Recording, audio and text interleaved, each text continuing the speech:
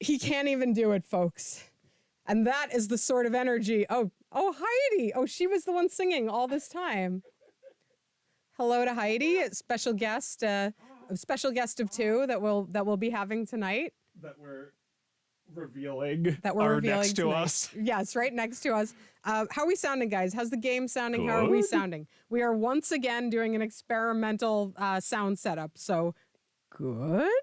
If there's an echo, then we're not sorry. Yeah, we're not going to do much about it, unfortunately. But let us know how the rest of it sounds.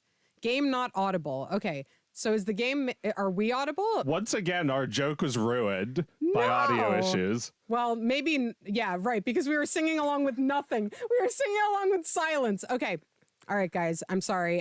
What about now? Is the game audible now?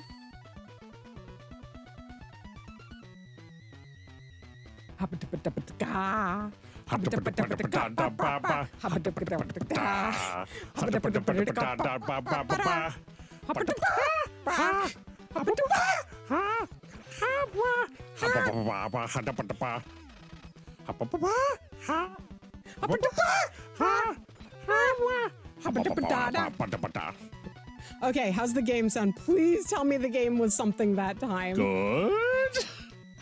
Something. This always happens. This always happens. We should actually plan for it, I think, to happen every time. Okay. Yeah, no, we need to plan for a botched bit every single time we turn this show on. What's your favorite botched bit on Thingus? Oh man, There's been so many. I know, it's hard to remember all of them, but I really liked the one where I logged in from Paris and I pretended to be French for a while. That one was a hilarious lost bit that we will never get back. And that's how you know it was funny, because you can never hear it or see it.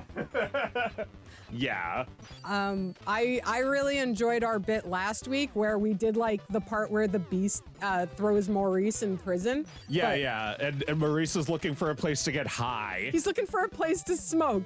And the Beast is like, so you've come to smoke with the Beast, have you? And we did the entire thing. And it didn't make any like. It was all silent. It was all silent. It fell upon deaf ears, literally.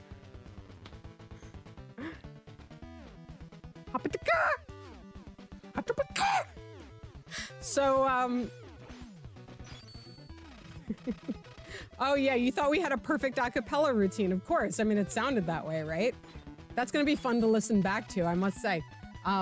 So hope you guys all had a happy Thingus. It's a shame that Thingus is over, but Thingus is right around the corner.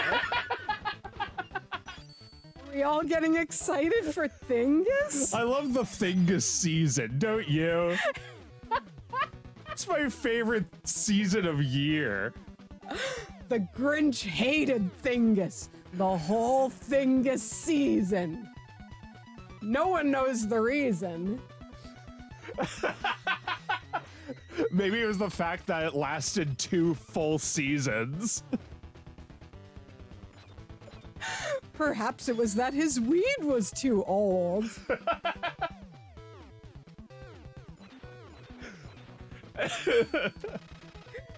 Ah, me.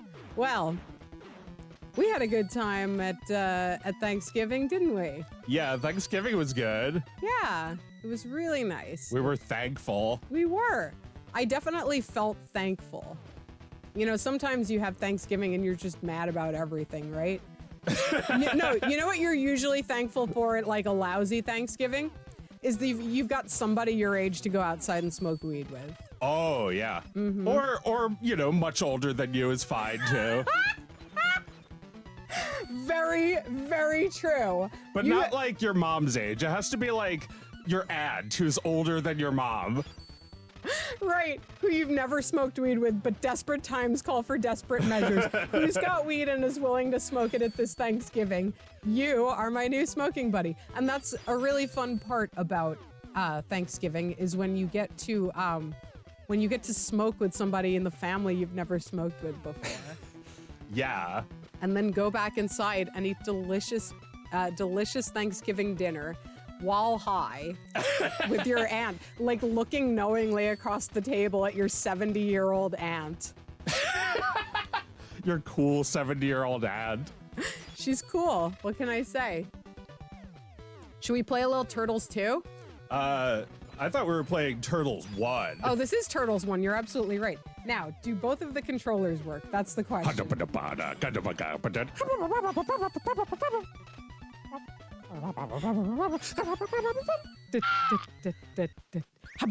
This is a one-player game, so I'm playing. Oh, okay, great. Unless you would like to play. No, this game's hard and scary, so you can play.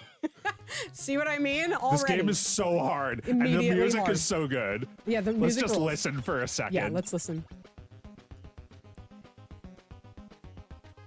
You have to do that to keep them from attacking you. I'm just dancing. Because this music is great. No! Oh, we got quite a few first-time chatters in the room today. Hello, Welcome. everybody. This is Thingus, Welcome. a Thingus to the past. Welcome I'm Joe, and this is my sister Meredith. That's She's right. 4 years older than me. And you're 4 years younger than me. Coincidentally. Yes. But we remember, coincidentally, we remember a lot of the same games from our past. So this is one of them. Well, the thing is, we remember a lot of things from our past, not just video games, but playing these games together, as we did when we were children, does seem to awaken a lot of hidden memories that we both share. And together we can pull them back together and like find their shape once again. And yeah. So really we're doing this for a good cause. It has nothing to do with wanting to get high and play video games all night. It's really for your benefit, everybody, that we do this, as well as dispensing with the milk from our compound, which we dispense to you on a, how often do we give them milk? Right. This show also has nothing to do with us making billions of dollars from this show. No. So that we could escape the inevitable collapse of Earth's ecosystems and hide in a Mad Max-like bunker from which we dispense milk, which is like actual literal milk, although I think it's like cut with something, so it's not like full milk. It helped, yeah. It's not full milk, and it also helps to quell the people's anger, of which they often feel a moment's inspiration. But if they're rude to us, which they often are, we simply don't dispense with the milk. So they calm down real fast. We haven't found that the people get mad very often for very long. Wouldn't you say? Oh, no, it's easy to calm them down. They are easily appeased with milk. Yes. Look, if one person is mad, the other people are going to kill that person so they stop complaining so they can all get the milk. So somebody has to either be nice to us or they have to die, and then we'll dispense with the milk. So that problem gets taken care of very quickly. Anyway, let's introduce our guest. It's nice to have you here, Mike. Let's see how you're sounding. Oh, is it? You're getting a red light? Press the mute button. It's on the bottom or the top. There we go. All right. Hey. If you guys could let us know, please, how Mike's sounding. Mike, can you speak just a little bit more? Hi, everybody. I'm happy to be here. Oh, we're happy to have you here, A Mike. third mic, finally. Third mic, the only mic, but First the third mic. Third mic. Right, That's what first we call and this. third. Street Fighter, third mic. We've just gotten a raid. Mike on the mic. He's sounding okay? Oh, we got a raid, eh? Hey, yes. thank you, Yeah. Acton Shakespeare, for the raid. Welcome. Welcome. Welcome. So we were thinking we need to get some better sounds for this stream, because we don't really do the like you're supposed. I don't know. You're fucking supposed to. Like have some like guy jump up like glue, like some anime girl jumps up on the screen and goes, "Oh, thank you, and her boobs bounce around like 5 times, and then she disappears. Like every time somebody raids or subscribes, you're supposed to have something like Austin Powers going, yeah, baby. So we haven't done that yet, but I was thinking that because we're never going to figure out how to do that, maybe we could get some like pre-recorded sounds, like physical pre-recorded sounds, and put them up to the mic when we want to convey something. So next time you guys raid, we'll be ready for that. We're gonna have some shit to play. Well, I mean, people don't really feel like it. This is why they have a computer do it. But if we're really serious enough that we actually like picked up a machine and played a sound with it, then I don't know. Would that convince more raiders to not immediately click away and watch something else? I mean, who can say what convinces a raider to click away, right? That's not really for us to know. I don't spend a lot of time thinking about the exact moment that you take that little mouse of yours and float it up to the corner of the screen and click that little X. That's between you and your God. But I just think it would be fun if we had, if I had like a landlord, if both of us had a landlord-size keychain full of all of our favorite little like Austin Powers saying "yeah, babies" that we have. And just, when we want the sound, we pick up the chain and we just look through all of them until we find it, and we fumble with the buttons and we get it up to the camera and we go, yeah, baby. And just, the joke or the event or whatever it was like already 15 seconds ago easily. Yeah. I mean, we could be late to it. Yeah, it's That's on video. fine. It's on video. Someone will figure out what we were reacting to. That's not for us. That's for the people down there. Yeah, you people are down there. Just in case you thought this was a show about two siblings trying to recapture their parents' love through spending time together. It's actually a corporate venture that makes trillions of dollars every year for 150 countries on 6 planets. It's actually very impressive how you've set up this entire couch and everything in this what it looks like a cave Yeah. to me. Like I'm looking beyond. You guys can't see this, but like beyond this, it's essentially like a cave, not like Carlsbad Caverns. It's very small. Well, yeah, it's Just not enough much room bigger for the than couch and the vats of milk. Well, the vats of milk are kind of like stationed outside, but we do have a control center I say here. vats when what I really mean is giant 2,000-gallon rubber bladders with like I can only describe as like udders underneath it, and you go over to the udders. I saw Joe do this earlier. He said I'm topping myself off. Yes. And he Oh, you walked mean when over. we drink it? Yeah. Oh, I see. I thought you meant the milk that they get. Oh no, I saw the milk they get. I saw the milk they get. The gray milk, I saw that. I'm talking about your milk. You're talking about my milk. I'm talking about the milk. The milk that we get up Thingus here. milk, yeah. Oh my God, the milk up here. Look, no, I will. Thanks for bringing this up, Mike. Listen, people, the reason we get the good milk is because we need different things. In order to have the energy to make this stream, we need milk with different nutritional assets to it. Okay, this is not debatable. What we do up here is not what you're doing down there. Well, our followers made up some mythology about us that like we actually produce the milk ourselves, like from our teats. Well, look, that would be very luxurious, but I'd have to have recently been pregnant for that to happen. No, I mean, the people down there are producing milk from their teats, and we're drinking that. And then we're cutting that with soy to feed back to our babies down It's there. organic milk. That's what Yeah. it's organic, and Yeah. that's all you need to know. I mean, look, it's still human milk, in case there was any doubt. We don't have Yeah, cows. but like small H human. Yeah, well, yes, obviously. I don't know what that means. I have no idea what that Small means. H human. Small H human. Yeah, just figure that one out on your Yeah. own, you guys. You got distracted by your own raid and you plugged Perfect Ties before raiding. That's so nice. Thank you. That's very nice. By perfect tides, you didn't buy the game. By perfect tides, what a shame. By perfect tides, we're no longer friends. By perfect tides, buy the game again. Buy the game again. Buy You the must game buy the game again. You'll buy the game again. It's out now. Buy it again. You really have no choice. Buy it again. This time the hero has a voice. Buy it again. Basically the same. Buy it again. We have absolutely no shame. You You must buy it again. Buy the game again, or else we are no longer friends. And buy it again. It is basically the same. Buy it again, no matter how lame. Buy it Basically the same. It's basically the same. I'm using that pronunciation from now on. Except we made a change.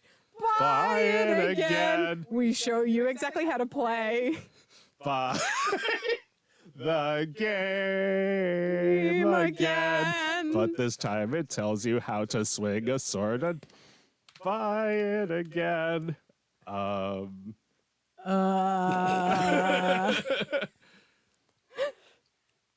should we buy again? Man, Or what should we play next? I love buying things again. Oh, right. Play next. Well, should we do some Goldeneye? We could do Goldeneye. Or we could warm up the two player a little bit. Put on Sonic so we can make fun of him. Sure, let's put on Sonic. I'm sure There were some Genesis issues last time you guys wanted to. Oh. Oh, is it? the game's not here.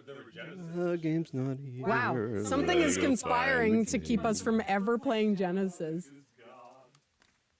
We don't really care. Here's the multi-pack. Okay, yeah, I think we did have a problem with this last time, but we'll see. We'll just see. Hello. Oh. Let's see if I can get our little Oh friend right. here on Give me a second here. Here, let me. Do you mind if I? This is Heidi. For those who have not been acquainted, she's my very good dog. Yeah, you can put it. Uh-oh. The boys are getting up to something over there. Yeah, so the cave opens right behind the TV, if you can imagine. They're saying uh-oh a lot, unfortunately. I do not know what that means. They're saying it's okay, but I'm not sure if that's true. I mean, if it was me, I would not be saying it's okay, but Oh. I built this. So it's okay. All right. If we have any audio drops during this, please to be letting us know about it. It'll be much easier for us to fix it if you let us know.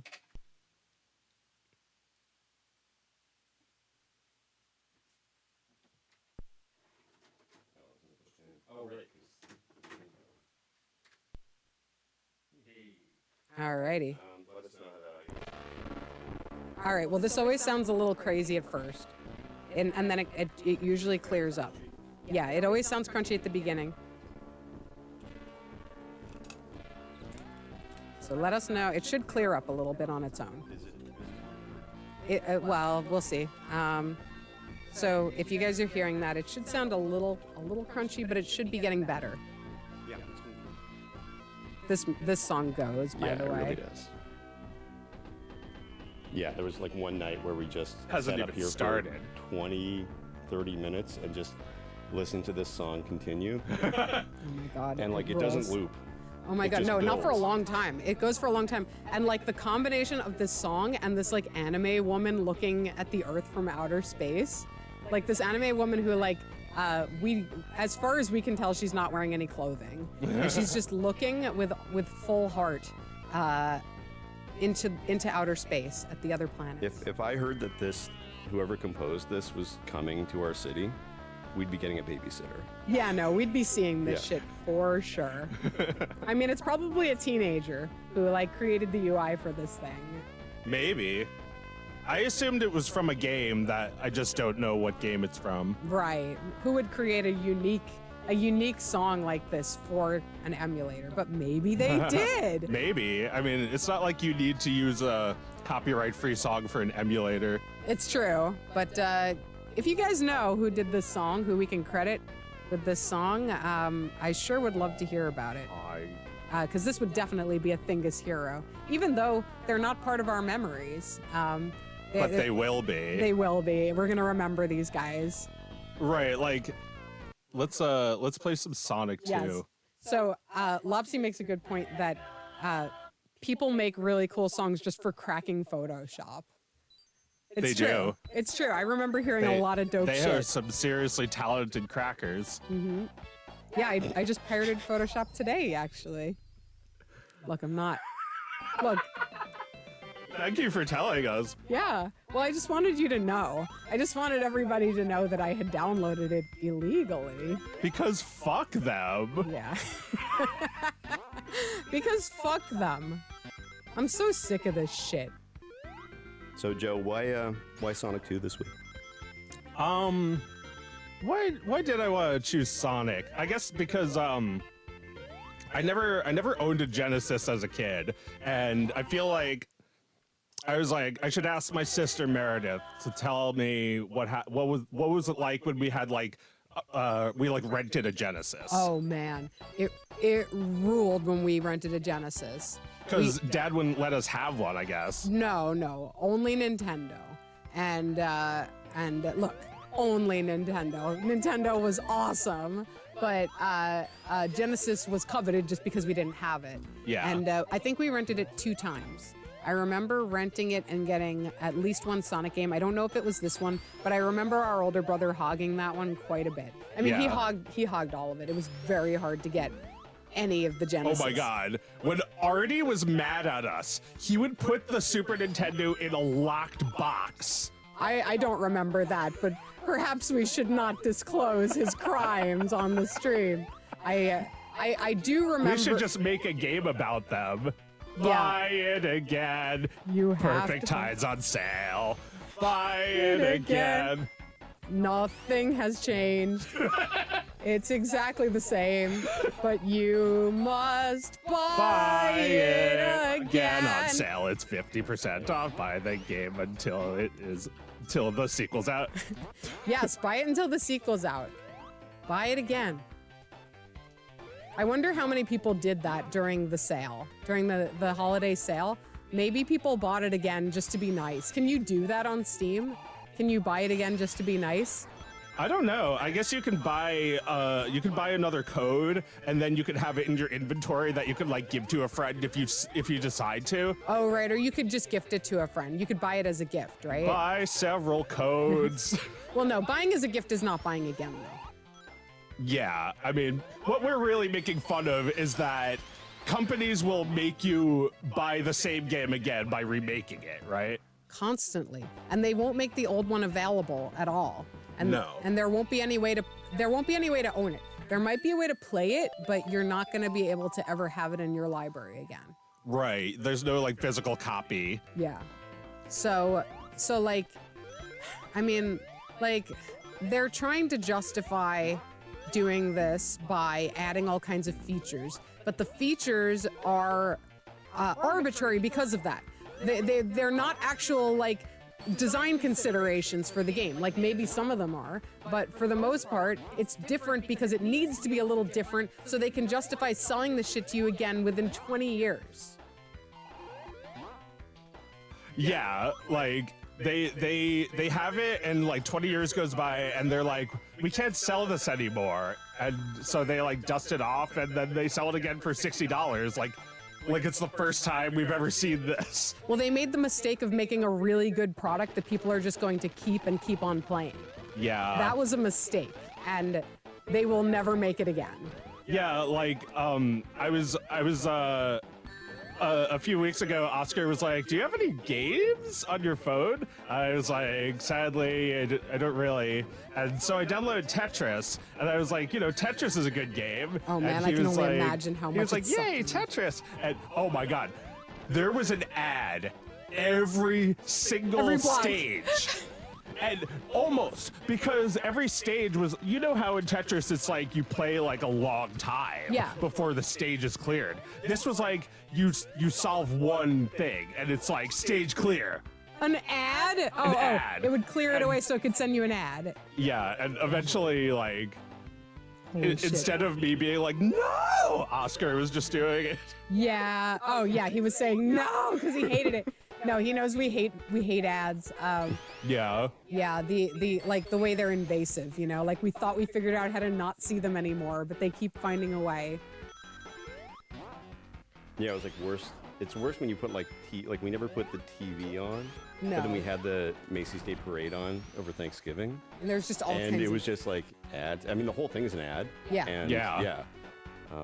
yeah, And and then just you're like, oh no. And like, your 5-year-old kid is just like goes from like not seeing that many ads. Like, to seeing like know? ads for hours. And Yeah. yeah, and I was just sitting there fighting the commercials as I always do when I'm forced to watch them. It's a terrible feeling, terrible state of being, right? Sitting there fighting the commercials, right? yeah. You- you also, may like, as well trying to fucking make give it. mashed potatoes. Yeah. Well, yeah, that's the thing, right? We're trying to make dinner, and I'm sitting there fighting commercials with my son in the room. I'm just like, this sucks, I don't say that, but I express in a way that he can't ignore that this sucks. Yeah. He gets it. He was screaming at them when I stopped. Like I was screaming at that commercial where it's like a family photo where they like use AI to fix all the change- faces. Yeah, to fix all the adorable little children's faces who were looking People away. like making dumb faces, but it's like, but now you can just on your phone. That was by far the worst thing I saw, and the parade was full of terrible things to see. Yeah. Over there. Oh, could you pass me the pipe, Joe? Oh yeah. Okay, so yeah, there was a commercial for like a phone that if you take like a bunch of pictures of your family and like some of the kids are looking away or mom's looking away or whatever, No. you can just swap the heads from that picture out with another picture you took of the heads. Yeah. And we then just you'd be like, this is when we were looking at the merry-go-round and you broke your neck. But you seemed really okay with it. You seemed very happy about the whole thing. See how your body is turned about 270 degrees away from your head? That didn't happen, honey. You're fine. oh You're fine. man, that sucked. Like, what's more fun than a picture of a family with like 5 blurry heads? I mean, you do the best you can. Yeah. And I mean, if you're really, I don't know, like people who Photoshop that are the same. Like that's already wrong, isn't it? Well, to yeah, like the- Photoshop different heads onto them. Yeah, the It's AI immoral. in a lot of ways is kind of just replicating an annoying thing that people have been doing already. And the same is true of art. Like a lot of people have been making bad AI art since before AI was making bad art. and they're the maddest, I believe. Yes. Like, no offense, because I know there's plenty of good Tumblr art, but when I see a lot of bad AI art, I think Tumblr. Yeah. Like But you like don't need Tumblr anymore now. no, Tumblr has been rendered obsolete Yeah. by AI. You're It's right, true. Heidi? There are certain things that AI is going to replace that it's going to be all right.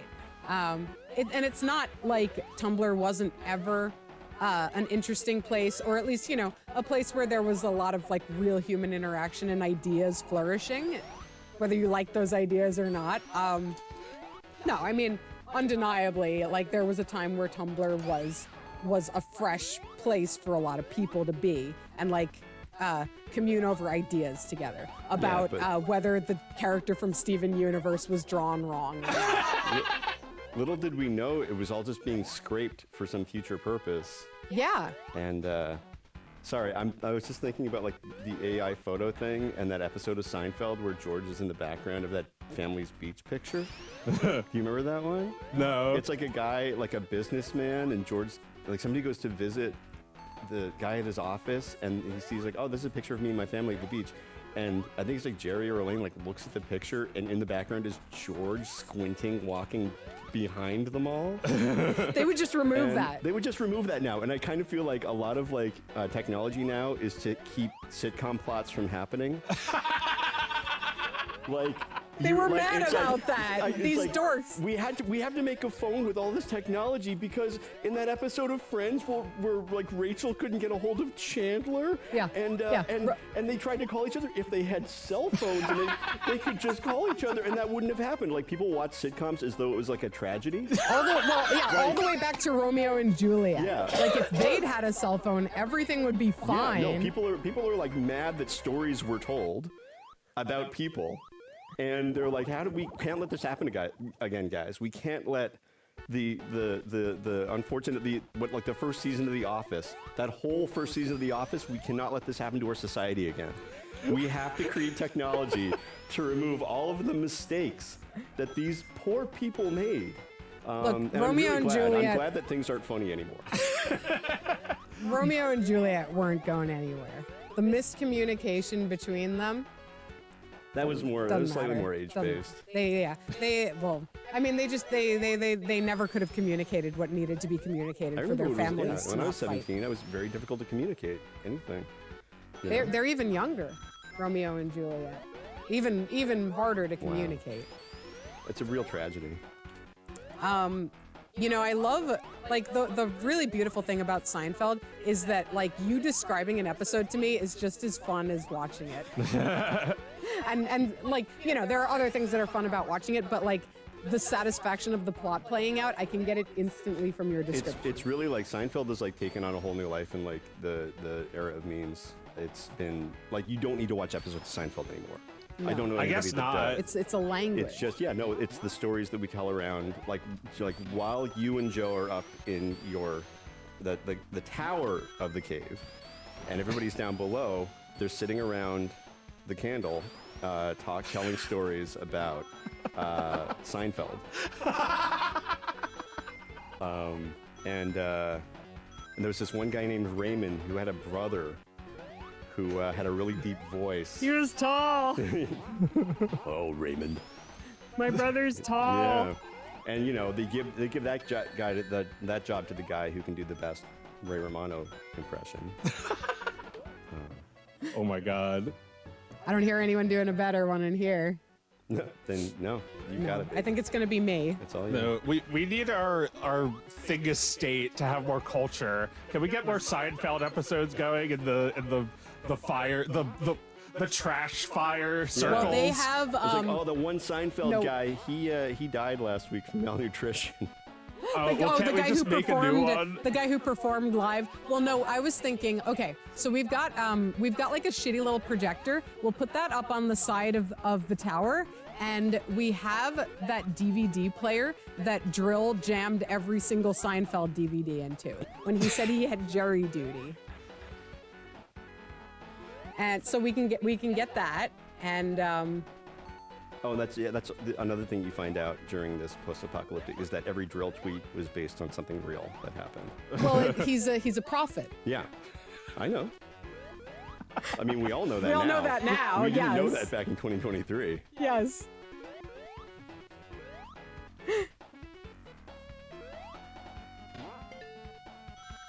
So when we had a Genesis on rental from Blockbuster, we had Sonic one time, and like I said, our brother mostly played that.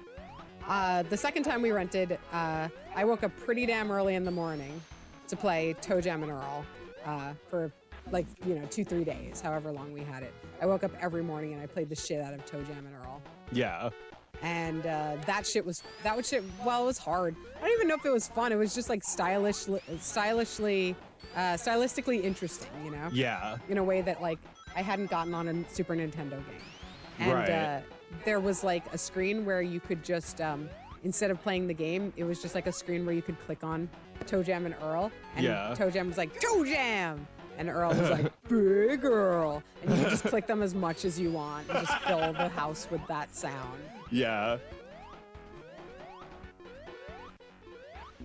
Yeah, I don't remember that game at all. I just remember the what it looked like, but I never played it. And when I was a little older, I downloaded it, and I was just like, what is this game? And was confused by it and stopped playing. What kind of game is it? I don't even know what genre of game it is. So from what I recall, it's kind of like Gauntlet. It's like Okay. an a little overview. isometric, yeah. Yeah, yeah. And you're traveling around trying to get pieces. I think it's you're trying to get pieces of a boombox. Yeah, something like to that. go back to your planet of, and I think it was called Funkotron. So the early 90s was Breakdance, a wild yeah, some time. shit yeah. It was just it was all about these dudes being cool. Yeah. And they're just walking around, and the music is like. That was the problem with Sega. Is Nintendo was never cool. That's not true. cool, and Sega tried so hard to be cool. Yeah, they were and for there was boys. no console that was just kind of effortlessly cool. That's true. If you were making a console, you were fighting in the console war, and you had Yeah. to make decisions based on it. Yeah, it was a little sweaty. Yeah, but so is game design always. True. Nintendo is not cool. Sonic is cool. And Sonic is he's all washed up. Oh yeah. Well, that sometimes when you're you can't be the cool guy forever. No. Can't be the No. cool guy forever, but you can be Mario forever. You can be Mario forever. He doesn't get tired because Mario will always be the default video game character. I was a little offended by how young they presented Mario in the Mario movie. He seemed to be maybe in his late 20s. Yeah. Yeah. No, no. Mario's at least No. pushing 40. Mario's my age. Absolutely. Yeah. Absolutely. Yeah. What is this idea, which comes from Miyamoto himself, that Mario's 25? Really? Oh, did Miyamoto? Well, because when Miyamoto said that, 25 seemed old to him. But he only said that in recent years. That Mario's supposed to be 25? Absolutely not. Mario is pushing 40 and starting to bald. If I'm wrong, Yeah, the hat stays on. yeah, the hat stays on. Yeah. I don't believe he's got that thick rug under there. Impossible. I mean, I guess that is canon at this point. We've seen him. Yeah, but Canon because the That's same not my corporation owns it. Yeah. yeah. Yeah, are you gonna say that Gadget fucks the fly as canon? Does that really have any meaning, or do you have to accept that's true? I think for the 90 minutes Wait. I watched Chippendale's Rescue Rangers, the movie, I accepted that as the truth. So that and then I had got to on be with my life. that had to be a John Mulaney joke, right? I mean, yeah, it's just a a we're real- married now. Yeah. Yes, exactly. Zipper's got to settle down, right? And it's what I mean, his dating pool was small. He's gonna marry somebody he worked with. Do you think before John Mulaney made that movie, he read the Rescue Rangers fan comic that everybody read in the early 2000s? What is the name of that? How could we find that again? It's called Mulaney Of didn't- Mice and Mayhem. He didn't write the Oh. movie. He was just he just played Chip. Oh, really? Yeah, it was the Lonely Island guys. Oh, well, they yeah. did a wonderful job. With No, it. that movie's great. It's Is the really movie funny. good? Yeah, it's Yeah, funny. it's really funny. Could you pass me the? It's best if you don't think it's going to be good. Oh, I see. Or I assume neither of you have an emotional attachment to that show. No. Because it seems like people who did were the ones with the issues. They had issues with that movie. I have never seen a single person's opinion of that There's movie. a I whole watch the show all gadget the time. quote. Yeah. There's a whole gadget cult in Russia. You're not in a cult though, right? Sure. No. But I have literally never read another I person's really opinion. wanted to date Gadget. I wanted to take Gadget to go see Ninja Turtles 2. That's what I wanted to do. I wanted We her to be my all girlfriend. yeah. liked Gadget, okay? Yeah, I mean, obviously, this is nothing new. I'm not breaking any new ground. I played the video game. The video game's fun, but I didn't go into that movie going like, they don't fucking get this right. Oh my god, I'm gonna burn it all down. Like, I was not that. Well, Right. you've since found other people to be your girlfriend. Yes. But it's also foolish to be that guy no matter what. They're not gonna get it right, you know? I No. mean, what is Not it? how What is you're getting it right? thinking. I mean, the whole thing was just kind of like an IP farming to begin with. They would have to You know? turn. Yeah. They would have to turn you back into a child in order to get it right. Yeah. Yes. You would have to not even see Gadget as like a girlfriend. You'd see her like as a mother first. Yeah, and Gadget's then like an- slowly you figure out what these feelings are. You can't do that again, okay, guys? Well, I think like a Goofy movie kind of set everybody up for that. Where like if you watched Goof Troop, Peg was there, and then Yeah. Peg was gone for a Goofy movie. They do not explain why Peg is gone. She is just not there, and we're all like, okay. Nobody had a problem with that. Joe, you probably have some theories. Of course I do, Oh, but good. they're also spoilers, so I'm not gonna say Wait, that. spoilers of My your Goofy oh. parody. Oh, I see. You have more lore you'd like to explore. Well, I mean, I could say what it is, but you know, then I'd just be. Well, I'm already the guy who's not making it, like, because Disney has that much influence on YouTube that if you use like a Disney character, they'll demonetize it even if it's a parody. Even if it's a parody. You folks. can do that with plenty of things, but this is a Disney cartoon, so they Yeah. can demonetize it even if it's clearly. You know what people get away with? They changed the art style, but I wasn't willing to do that. No. It and you did the you voices needed to keep so- that style. It was so to Yeah. a T. But yeah, you know, you have to acknowledge that like the intellectual properties that are the least fuckable, like the least allowed. What I mean is fuck withable. You know? Yeah. That you are the least allowed to fuck with are the most enticing to fuck with. Right? Oh yeah. Because Absolutely. the vision has been so narrow for Yeah, so long. It's biblical. Yeah. It's the garden. Don't go in the garden. Don't pick the peg. Don't touch the daisy. Oh my god. Oh my god. The guest tonight on Thingus is Mike. I'm Mike. He's Mike. I'm Mike. He is a man. I'm married to him, and he is just lovely to have on the show. Yeah, it's not much of a resume. I mean, aside from like the marrying thing, it's amazing. But Oh, do you want me to like plug your shit? no, please don't. Okay. No. Okay. So Mike? What are you working on right now? Quick. Okay. So Joe, yeah. what's going on with the peg? I don't know. What?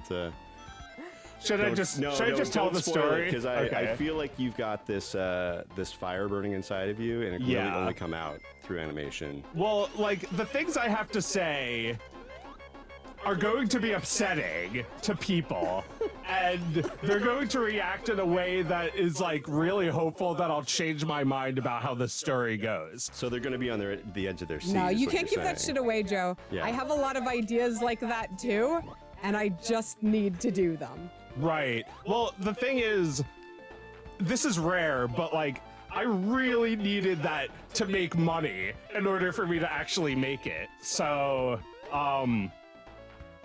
what do I do? If it's not going to make ad revenue, what am I supposed to do? How do I fund it? I think you have to make a fortune somewhere else and come back to this project when you're ready. Okay, so I need to wait for Meredith to die so I can inherit the Thingus fortune. Right. I won't allow this to go forward until I die. But then it will go forward. You know, like, you're not going to give it to your son when you die. No. He deserves to walk clean from this. I'm like really, I'm about ready to just walk out of here. Did you want it? Should I? What? Did you want the fortune? Wait, what fortune? Oh, you know, the Thingus fortune. Oh yeah, sure. All right. Well, okay. Well, sorry, Joe. So it goes to your husband first. Yeah. Well, yeah. Yeah, I'll take It it. goes to my husband Joe, first. you didn't want it, did you? No. Okay. No. Yeah, all right. Joe said he didn't want it, so I'll take it. It's Joe seems all right. He seems totally fine. He's walking right into the corner there. Yeah, he's just walking. His legs are moving like he's an NPC, but he's just like He just keeps on just walking, wheeling his legs toward the wall. That's so weird. and he keeps saying, "It's fine. It's fine. No, it's fine. It's Yeah, fine." and I'm walking away from him and toward him, and his voice is getting louder or quieter as I do it. Yeah. Oh my. Um, Thingus succession. Yes. I may excuse myself in a minute. Yeah. Yeah. No, you should go enjoy your life, darling. Oh, this was wonderful. Aw. Thank you so much for having me on. It's very nice to have you here, Mike. Thanks for coming, Mike. Thanks for Yeah. having me, Everyone guys. say goodbye to Mike. This was fun. Everyone bid him a good Mike- thing. Mike happy is- You guys Thingus. don't have to do. If you don't anything. see him It's fine. until Thingus, then you should wish him a happy Thingus. And also, like, if you don't see him after that, you should also wish him a happy Thingus. Yeah, in Canada we say Merry Thingus. Oh yeah. Yeah. Yeah. Please, because Mike is Canadian. Let's please say Merry Thingus and don't embarrass us, okay? So I think we're gonna do a little Goldeneye now. Oh, very nice. Yeah. Did you want to play multiplayer, or Sure. should I just do I'll campaign? play. I haven't played it. I haven't played anything. I think I can handle it. Yeah, a heart for Mike from the chat from Wiz. That was great.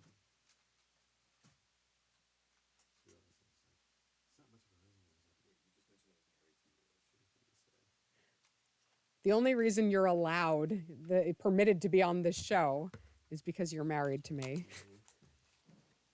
We don't allow CEOs of companies to be on the stream with us. Well, Mike's resume is just like things he's done in real life. Like he built that, and he got married, and he's a stand-up comedian, but not like a professional one. Just like he is a stand-up comedian in real life. Yes, and he raises our son. We raise our son together, and he built a beautiful playground in the backyard for him, and he built our kitchen, and he built beautiful shelves And he all built over our that house. and those and that. And All this that. wood behind us is his. Except you built this. I built that table. The one thing I built is that table. I took a woodworking class. But Mike creates beautiful things with his hands before he sits down at his desk and draws a dragon book that millions of children think is amazing. I don't know if it's millions, but it's a lot of children, isn't it, Mike? Joe? A lot of children. they Joe think it's didn't build pretty- anything. Hi, Mike. What has he built? Joe didn't build anything. He just sits there playing video games. What did he build? We don't know. He didn't build a wall. Do you have Mike the pipe? built a wall. Oh, yeah? One of the things he built is the wall that you walk through when you first enter the house. That counts as a wall. Oh, yeah. It's like a pass-through It's- bookshelf, but it's a wall. It's not a wall. Someone's saying it's a wall. It's got a lot of holes in it. I've seen them. I've read them because there's books inside of them. They got potted plants growing in the wall. That is not a wall. Very porous, very bad. I've seen that cat on that shelf. Cat can fit through the wall. Yeah, no, cats can easily get in through this wall. All right. Are you player one? I'm not getting any, Oh, yeah, I think so. All right, let's do multiplayer. Let's see. Oh, we've got Beta Human is a classic Mike fan who remembers when Mike drew Simpsons style portraits of people. Back when Mike did a lot of style chameleon type things on the internet. He used to draw a comic. Well, it's not a comic series. It was a series of illustrations called Mikenesses, and he drew himself and his cat Ella as probably at least like 50 different art styles, and probably more than that. He's probably listening to this right now, shaking his damn head. They're quite beautiful. He's very good at aping other people's styles. Scott Pilgrim versus the Wall. Oh, choose your character. Oh, sorry. Oh, I wanted to ask. So, like, I feel like every generation has their James Bond, right? Like what? Well, if everyone sees it the same way I do, I see Pierce Brosnan as like the James Bond. Like that's who I think of is James Bond. Right, because he was cool when you were a kid. I mean, it depends who you talk to. I'm not into Bond, so I'm not very helpful on that front. Oh, sorry, I could not even figure out who I was for a second. It's been so long. It's fine. I also forget a lot. Yeah. Although, be warned, I played this a lot as a kid. Oh my god. Chop. Oh my god. I'm gonna suck so bad at this. I'm gonna suck so terribly bad at this. You will not. This was like the game that you would go to a friend's house to play before Halo was a thing. Yep. And then Halo just like replaced this. Oh, I guess it's B to open walls. Open walls. Open wall. Yeah, you just not open a very good wall. Very openable. I told them, I've been saying it, that this is not a good wall. Sorry, what? Oh no, I was gonna say, I know that Mike likes, oh shit. Oh, ah! Oh! It's just a fucking shootout. Oh my god. I'll chop you. Damn it. All you had was your karate chop? No, I was just getting frustrated. Probably a bad idea. I think Mike likes those Daniel Craig ones. He watches those a lot. And that's not who Bond was when he was a kid. Right. Yeah, like I just had this feeling that like it was a generational thing, that everyone sees some other actor as their Bond. Yeah. I don't know. Mike would be good for this one. I can't offer any perspective at all. But where's Mike? We lost Mike. I feel like maybe my Bond was Austin Powers. You know what? He might have been mine too, because I never actually watched any James Bond movies. I just played this game. Yep. I liked Austin Powers. Did anyone skin this game? Yeah, baby.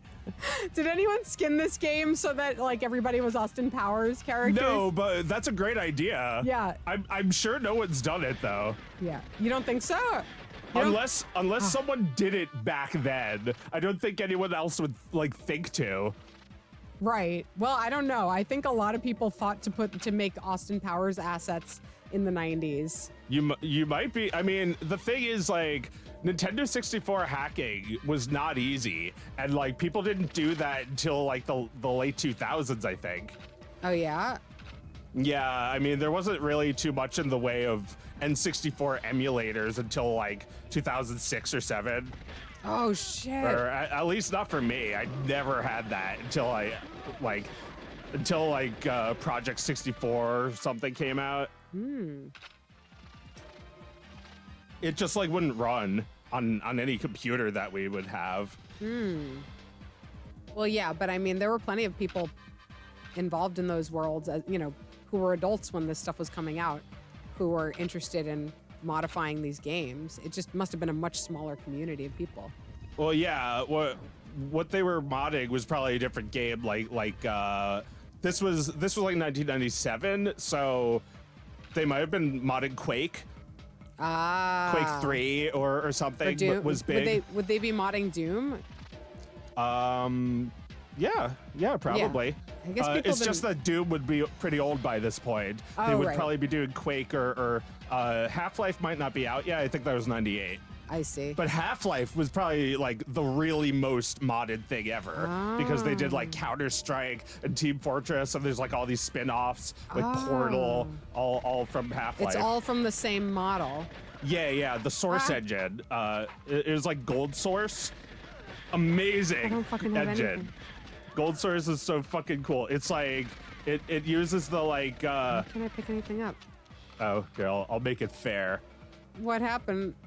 I don't know. You just lost your weapon, I guess. I didn't have a weapon. And then I couldn't pick up any ammo. You have to switch to it. What the fuck? There you go.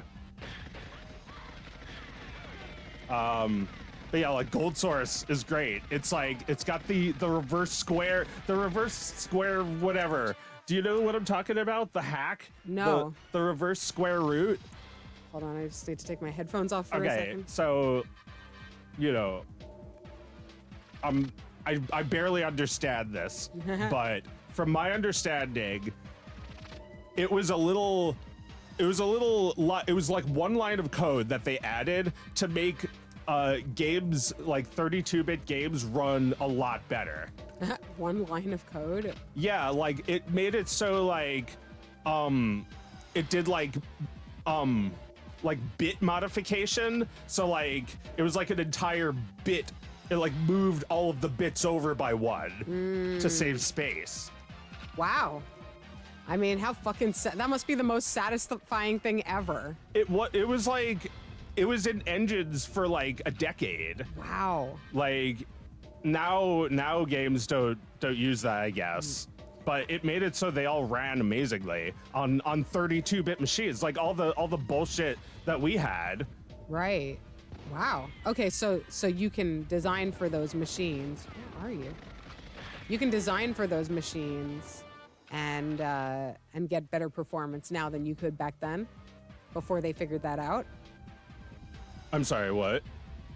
Oh, so like that code enabled people to design different kinds of games, right?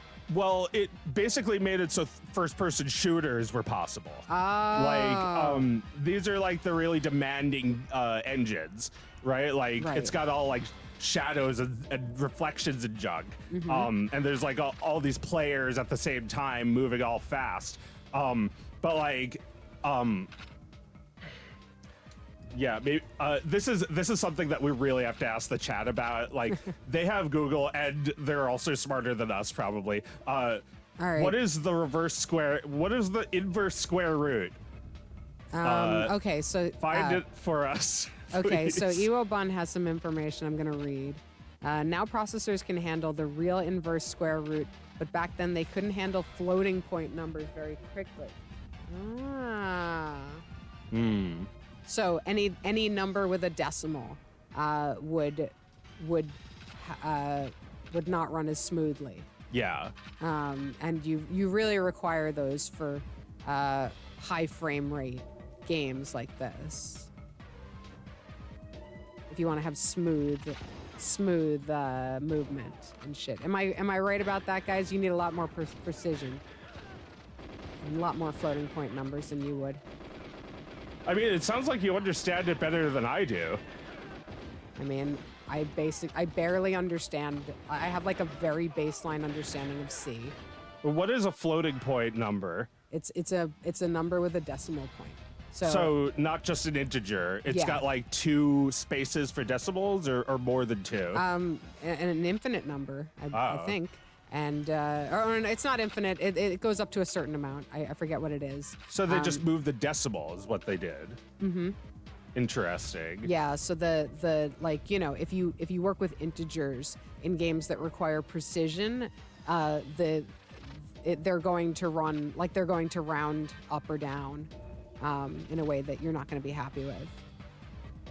So, you know, for a game where you need things to like be happening in, you know, so specifically to the number, and to be able to you know, sort of tween between very small distinct numbers, you would need a lot more floating point.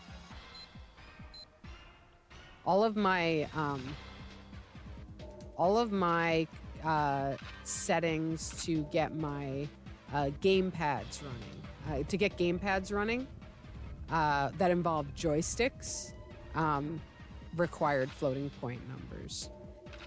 I can generally avoid them, except when I'm doing any sort of motion tweening, and I'm setting the timer based on like a certain number of seconds, which is a lot easier to compute than like measuring in game cycles, which is what you need to do with whole numbers.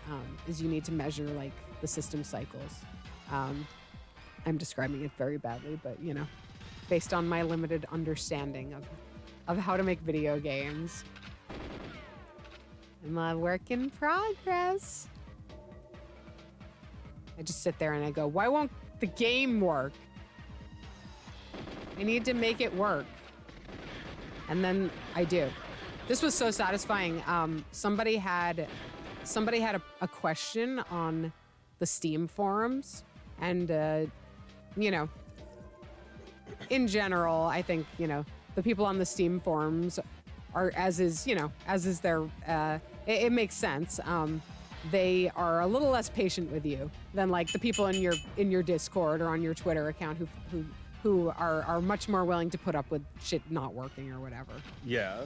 Anyway, a guy posted a problem. A guy or a girl, we don't know. Posted a problem and I didn't know the answer. I couldn't figure it out based on their report. And then it took a while, but somebody else responded having the same problem, and they gave me a little extra perspective on it. And then I was like, I think I know how to fix this, and I like fixed it real quick. And I patched it up, and then I let them know that there was a patch, and they just replied, "It works, thank you." And that just fucking made my day. I felt so great. Felt like a fucking queen of the world.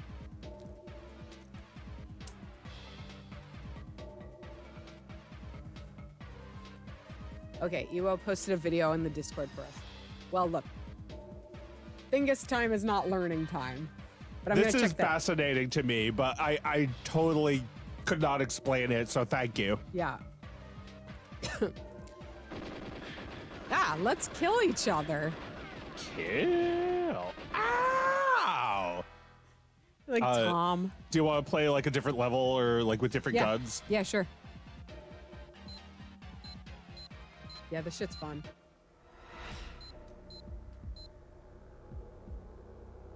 You have to hit start. Oh. This fucking music, man. Oh my god, yeah. Greg Kirkhope composed The this composer? game.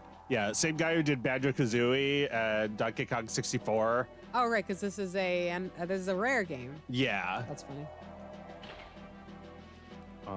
Let's do complex Sure. with what do you think? Whatever you want. Let's do proximity mines. All right. Same characters. Yeah.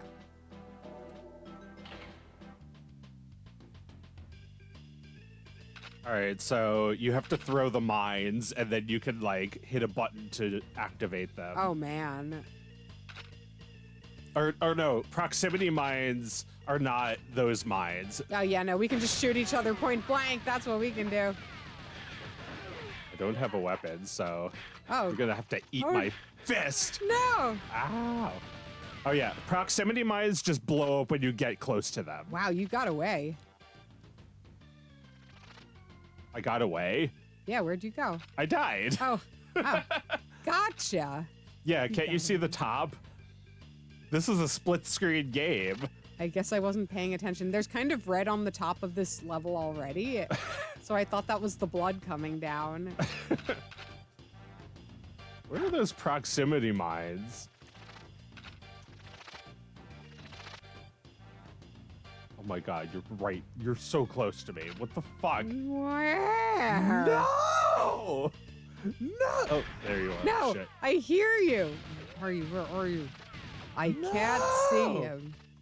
Oh, did you just blow me up without being here? No, I heard your breath. No, I'm running away from you because you have an automatic weapon. Don't you wish you had one? No, I wish I had mine so that you could step on them instead of. Ah! Oh man, I made you slide away. You got me. Wow, Yeah, you what took is my that? assault rifle. Hey, but that's not what I was really looking for in this stage. Where are the proximity mines?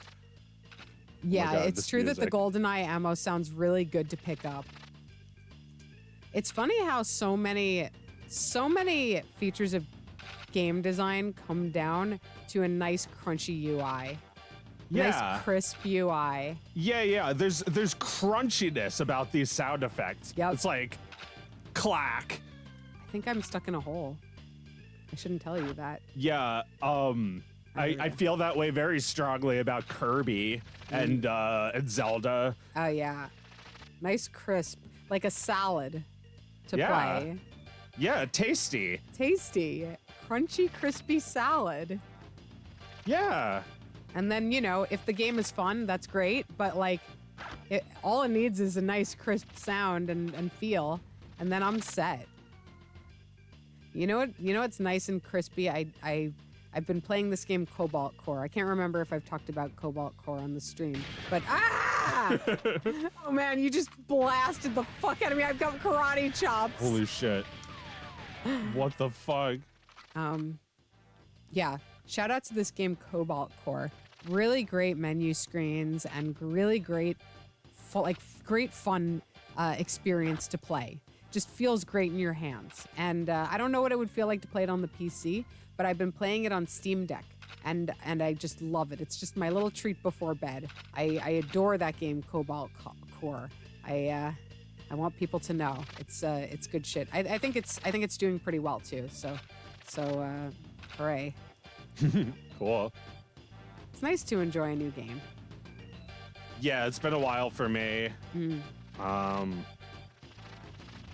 Have you not gotten any, or do you feel disappointed by the ones you've played? I haven't really bought a new game in a while. Like, I didn't get the new Zelda. I'm not like that interested. Yeah. Yeah, I don't know. I know you played Pizza Tower this year, right? That was like the one game I played. Yeah, Pizza Tower is Yeah. really good. I haven't played that one yet, but I'd like to before the year's over. Yeah, like on the stream or just in general? Well, I mean, yeah, I could get it on my Steam Deck and stream it. We could. That Yeah. would be awesome because that game is like, well, I don't want to talk about it too much if we're going to play it because Yeah. I want to get your impressions. Okay, then yeah, let's do that. You know, I'll talk about it a little bit. Yeah. Like, yeah, Pizza Tower is like the only game I've played in a few years. Like, I looked recently, like, how much have I played? And Steam was like 60 hours. I was like, 60 hours? Wow. I haven't played a game for 60 hours since like Breath of the Wild. Yeah, no, what an amazing feeling to realize that you've just enjoyed it so much, that you've used so much of your relaxing time to enjoy it. There are not many games I can say that about. I think the last game I really disappeared into was Starbound. Yeah. That was a long time ago. I've talked about how I kind of played Stardew Valley a lot, but I don't have fond memories of playing that game because I was pregnant and everything made me sick, and I just was sick all the time playing that game. Yeah. Sitting in an uncomfortable room playing Starbound, wishing I didn't have to wishing I didn't have to be sick. But Starbound was awesome, and Starbound is the game that guy who makes that reaction face, where he blinks his eyes and like kind of backs his head up a little bit. He was playing that. He's a streamer who was playing that. Do you know the guy I mean? No. All right, when we take a break, I'll show you the guy. Okay. The guy. The guy. the guy.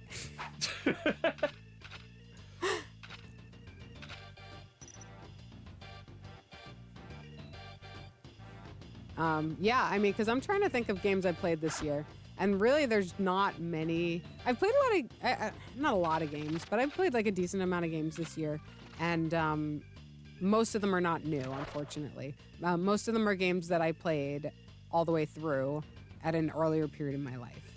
Like I replayed Dragon Warrior recently. I think I've talked about that. That was really fun, and I've replayed Final Fantasy VI. No, that was last year. Shit. I played Final Fantasy 4 or 2 this year. Yeah, didn't you also play Final Fantasy X? I played a little of it. A little. Oh. We played a little Final Fantasy VI. Ah! Yeah, we played a little on the stream. It's true. I played through that one not too long ago. Wow. Oh, we both died. Wow. Yeah. No, the two new games that really stand out for me this year, I played both of them in the last like month and a half. Was like Cobalt Core and Slay the Princess, and I played both of those on the Steam Deck. So I think maybe that's key to enjoying a game for me, like a new game for me. Is like that's when I have time to play an indie game. Is right before bed when I'm just like laying down playing a game. So if you want me to play your game. So somebody asked if Station to Station is gonna be optimized for Steam Deck. So I really want it to be. Steam kind of decides if your game is optimized. So you can optimize it for Steam Deck.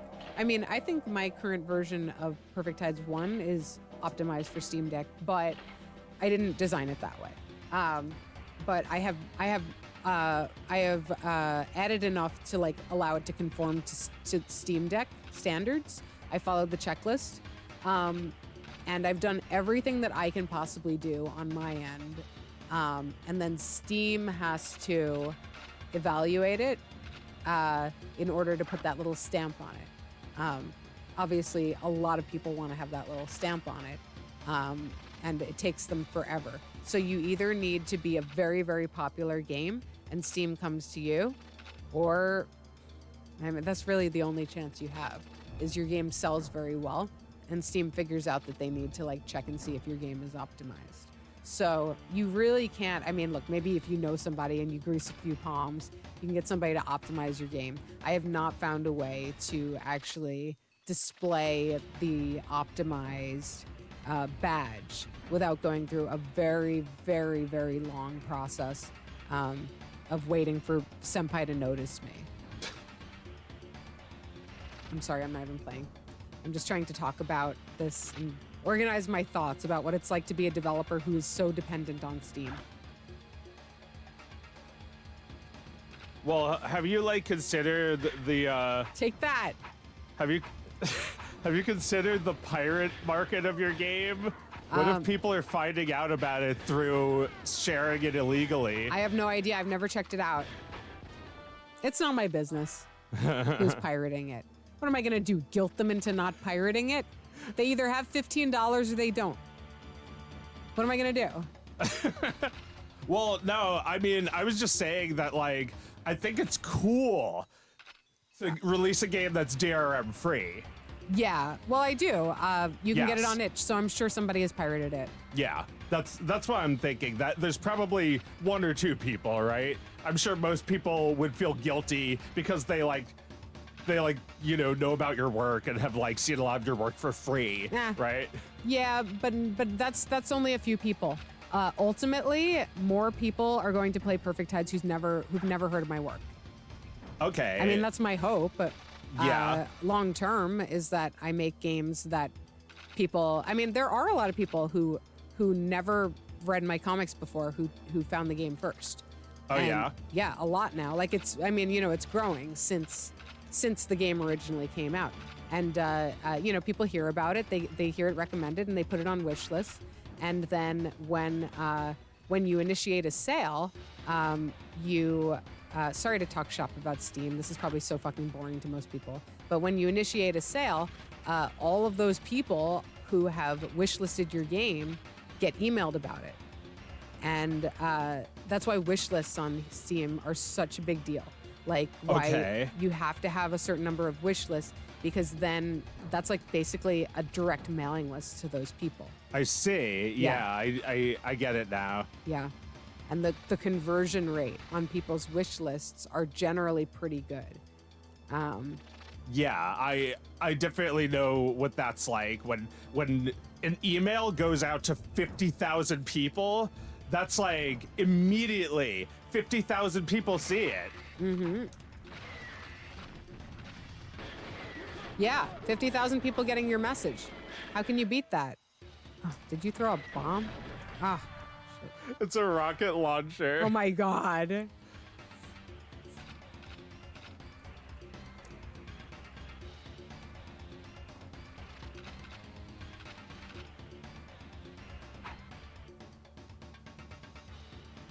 Yeah, no, it's a very complicated process. Where are you? Oh wait, you have that bazooka. Shit.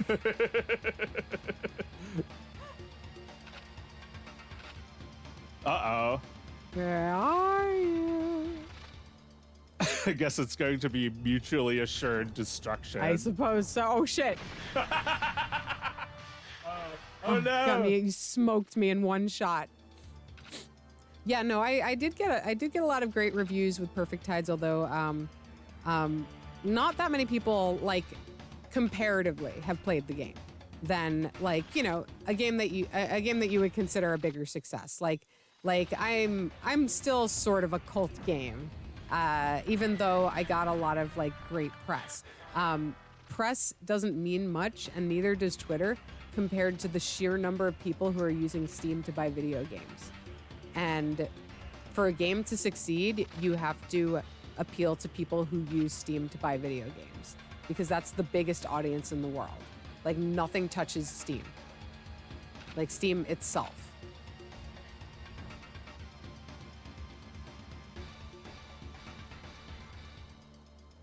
So we'll see how that goes. Has Octopus Pie gotten new fans from the game? Have I noticed any differences from old fans? And how does it feel that my comic has been popular over this pandemic? Okay, I have to answer one of these questions at a time, while trying to find a gun before Joe hunts me down like a dog. 3 decades. No, it hasn't been that long. It hasn't been that long. Octopus Pie is about 16 years old. Okay. Have I gotten new fans from the game? I think so, but it's really hard for me to know because I don't regularly convene with people who read Octopus Pie. Like, a few of them are hanging out in the Discord, but by and large, like the vast majority of people who read and have ever read that comic, I will never hear from. And I really have no idea how many there are and what they think about it and when they found it and how old they were when they found it and how old they are now. I hear from a few of those people who you know, feel inclined to like reach out to me and say so, but I think it's impossible for me to ever know how many people know what that is. The weird thing about webcomics.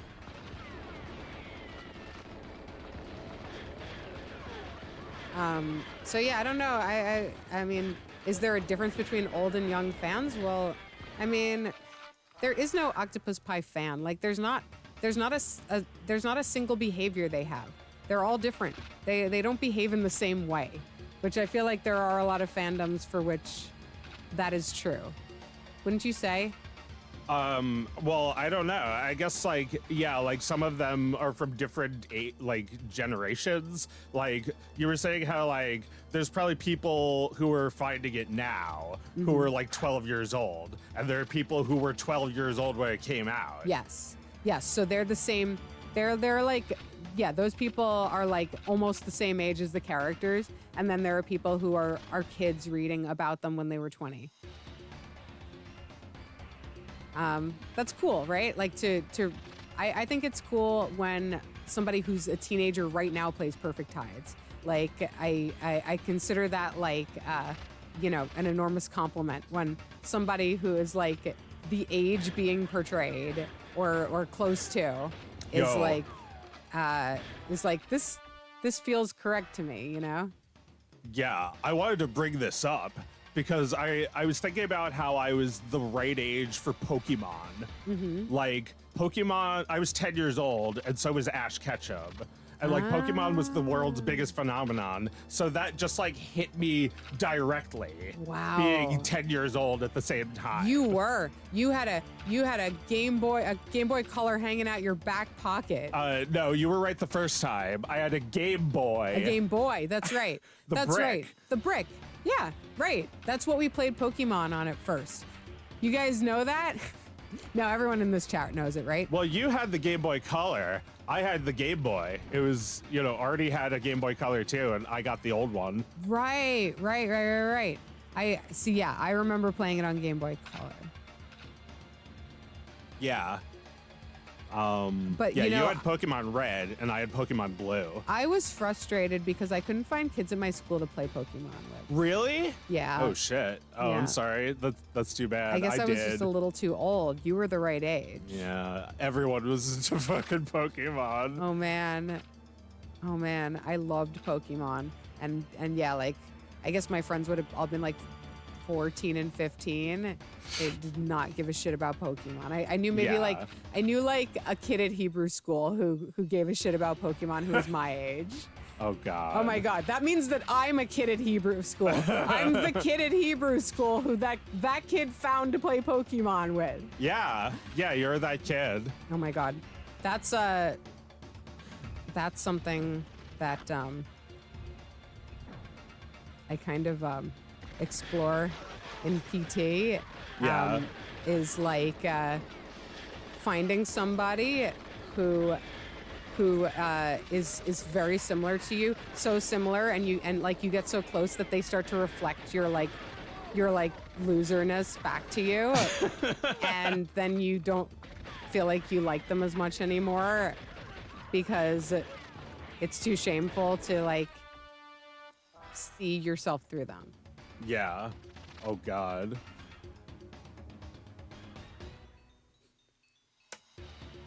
Anyway. That's how that kid felt. That's the anguish that kid felt when he hung out with me at Hebrew school playing Pokemon. But all these years, I thought it was me who was like that. We were it for each other. We were the same. There were plenty of us out there, and we should have just found each other and not been embarrassed about it, but we couldn't. It hurt too much. This was before we had like Street Pass. You know about that, right? No. It's like on the DS, it's a feature that lets you meet people wirelessly without knowing them. It's just like people who walk past with the DS. And it's like, Right. you can like connect to like the other people who are playing Pokemon at the thing. You don't need a friend to play with.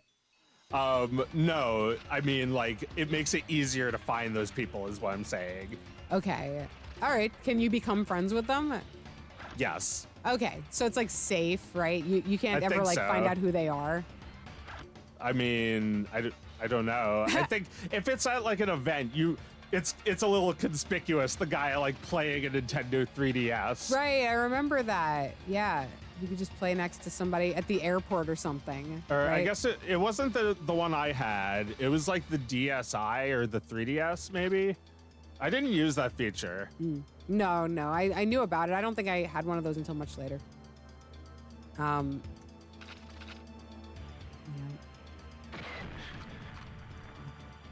Is that aimed at me? I was trying to shoot through the grate.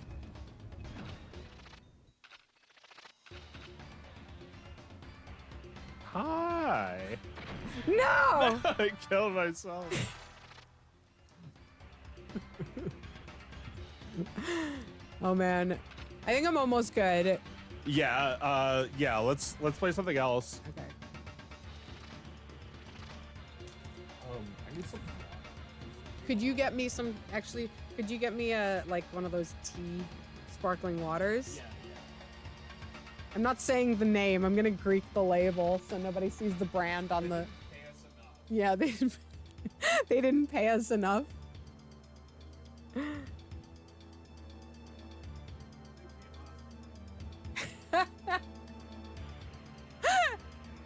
They pay our son. They pay my son.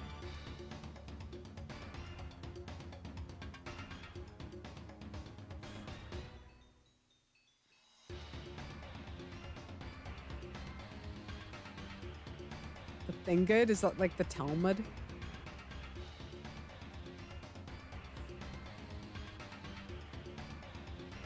Oh, guys. Oh, guys. Guys is like, look, I know it's the quickest, it's the easiest way to say all of you people who I'm pretending to talk casually to, but guys is like pretty degrading after a while. Like when somebody says, hi guys, they're saying like, hi little insects that I disdain, right?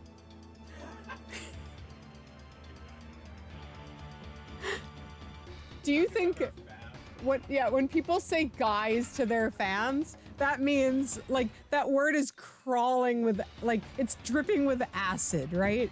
I mean, yeah, as a YouTuber, I have made a conscious decision to not condescendingly refer to my audience as like Joe Berts or some fucking stupid shit that makes no sense. That's just like a terrible brand. A terrible brand.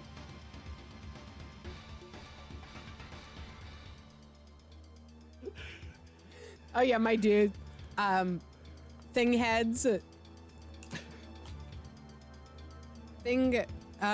Thingus, because you're the fungus that grows at the bottom of the Thingus Tower. Thingus Tower does sound like a tower that would be in like a dystopian world. Like, we basically live in the last place you go in Final Fantasy VI. Biggest tower. You ever see how long Kefka is? Like, the last Kefka, if you saw the whole sprite laid out, it just, like, you beat part of him and it scrolls to another part of him. And then you beat that part of him and it scrolls up to another part of him. That shit rules. That shit looks cool. Could we just play the end of Final Fantasy VI? Do you have that save file? Mm-mm. I mean, we could just show a video of it. Yeah, we could. How could I get a video on this? Do you really not? Well, okay. Yeah, I can do it. I can do it. I just don't know if the sound will come through.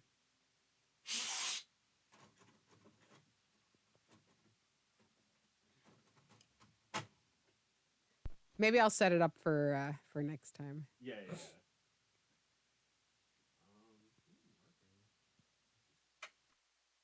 What are you trying to play?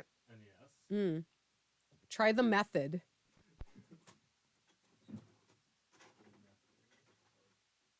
Yeah. The method. The method. We'll never reveal what it is. I thought we already talked about the method. Yeah, we discussed the method.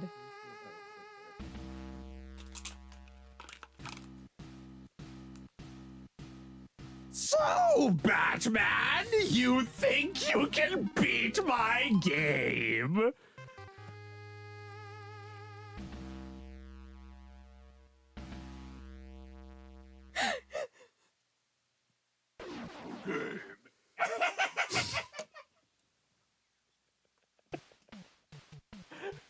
Okay, this is so fucking cool. We didn't have this game, but No. look at it. No. I just remember going to a friend's house and playing this game. Oh, really? Yep. Yeah. A friend whose parents bought them a lot of really fucking cool shit had this game. Nice. Fuck, man, look at this. Listen to this music. Oh my god, every Sunsoft game has absolute godlike music. Holy shit, man. Who knew you could control a character that looked like this? Oh yeah, that's true. Like Mario is way smaller than this. Oh, yeah. This is a gigantic sprite. Look how much he's flickering. Yeah, He's barely alive, but I mean it works. it works. Yeah, like right here. He's not flickering here. Yeah, it's like depending on. Oh fuck, I died. It's depending on like what the backgrounds are like. Yeah, no, the backgrounds look. Well, yeah, they have a way of like. They have a way of avoiding the flickering. It's definitely Yeah, like a you very can see it challenge. more when you shoot. Like Yeah. when I was shooting that box. Yeah, but you barely see it. Oh yeah, it's not distracting. It's just like they like artfully chose the right tiles to flicker. Yeah, exactly. You know, Yeah, it you becomes- get it done. It becomes part of the effect almost. Incredible. Wow, Batman is pretty wussy. He's dying. No. This is what all creative programmers should be doing with their lives. It's trying to make beautiful things instead of making some shit for a company that is just used to surveil people even more. Well, wasn't this also just like something made by a company? It Like, is. They didn't care if it was artful or not. Well, no, but that is like the you know, the way that art finds itself in the world of capital is that capital doesn't care whether the art is good or not, so occasionally art is good. Yeah. Yeah, like that's basically like what Mike Eisner said, right? Oh, I mean, you know, he is capital in man form. Yeah. So Like, yeah, we make money, and if we make great art to make money, good. Yeah. But well, you know, a movie does want to have a reputation. A movie studio does want to have a reputation as having, you know, making great movies. if you can make great art in that system at all, that's great. Yeah. It does happen, and it happened in games, obviously. Yeah, like look at that flame. Yeah, so sick, and just like the fucking parallax skies. Awesome. Yeah, like what words would you have used to describe this? Like awesome. Yeah. Anything else? No, this looks cool. Cool. Cool. Did anyone still say like gnarly about anything? No. When I was a kid, that shit was over. That was over. Yeah. But you would be like, sick! Look at that, sick! Yeah, we would sometimes say things were sick, cool, awesome. I mean, it's the things I still say. Yeah. I still say cool and awesome and sick. Rad, no. Rad I used a little later on as an affectation, but it did not come naturally to me as a child. Yeah. I mean, I suppose everything's an affectation, but it came later. Rad was like an ironic, like it was like an ironic post-rad that I was guess. saying. Rad. You would never say the full word. No. And you know, it's something that I would like write on the internet, like rad. Yeah, I see where rad fits in our language now. Yeah. It's like, okay, rad. Yeah. It's not actually in reaction to something cool. It's just like you're confirming something or Yeah. you're in agreement. Yeah.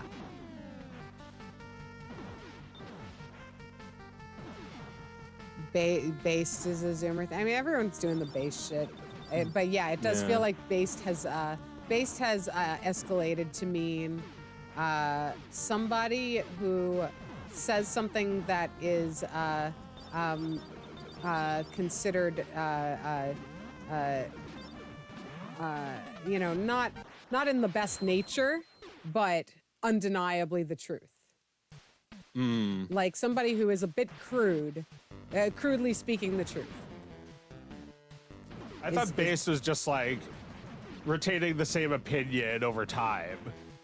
I don't think that's what it means. Oh, maybe I'm wrong. Like retaining the same feelings in the face of pressure is based. Right. Yeah, no, I see what you mean. And it would manifest in the way I'm describing sometimes.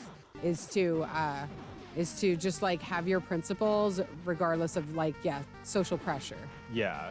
Maybe maybe I maybe I may have a slightly different definition of it just from, but I've never used the word to describe anyone, so certainly it does no harm to anybody that I had an incorrect view of what it was. Look, what are we gonna do? Look it up on Urban Dictionary? No. Dr. Stupid says based means blah, blah, blah. Like, what do we give a fuck? We know what it means. I don't care what based means exactly. Look, we're making a new society. We can define words now. Yes. They can mean what we want. What would based describe for us, for our purposes? Anything counterintuitive.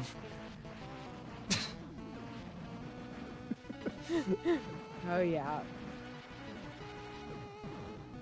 Yeah, this game is based. It's like one of the one of the killer robots we set up to not kill anyone is going haywire and killing people. It's so based. So based.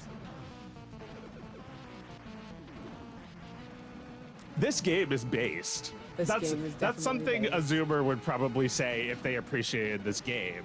This game is based without really thinking about what based even means, just because it's just like so always being used. Yes. Like, do you ever think about what cool means? It's like, I thought cool was like someone is cool. Now we're saying things are cool. Maybe that got bastardized too. Things are cool? Oh, like when you say like voting is cool actually.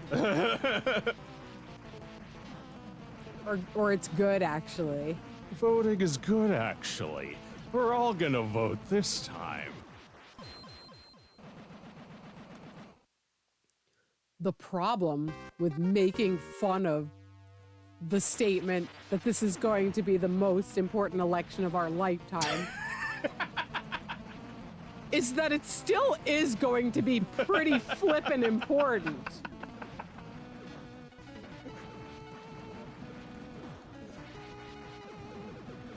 Why I'm ordering Pizza Guys is problematic.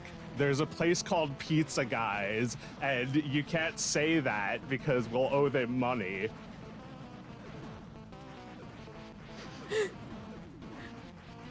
Yeah, no, we can't say it.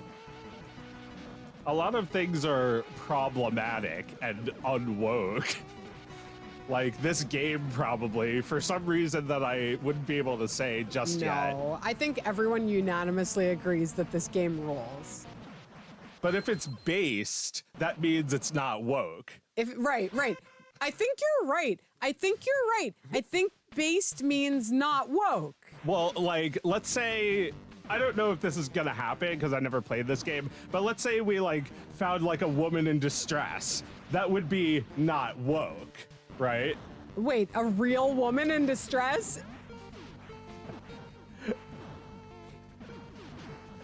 Or you mean a character? Like in the game. Oh, if Batman finds a babe? Yeah.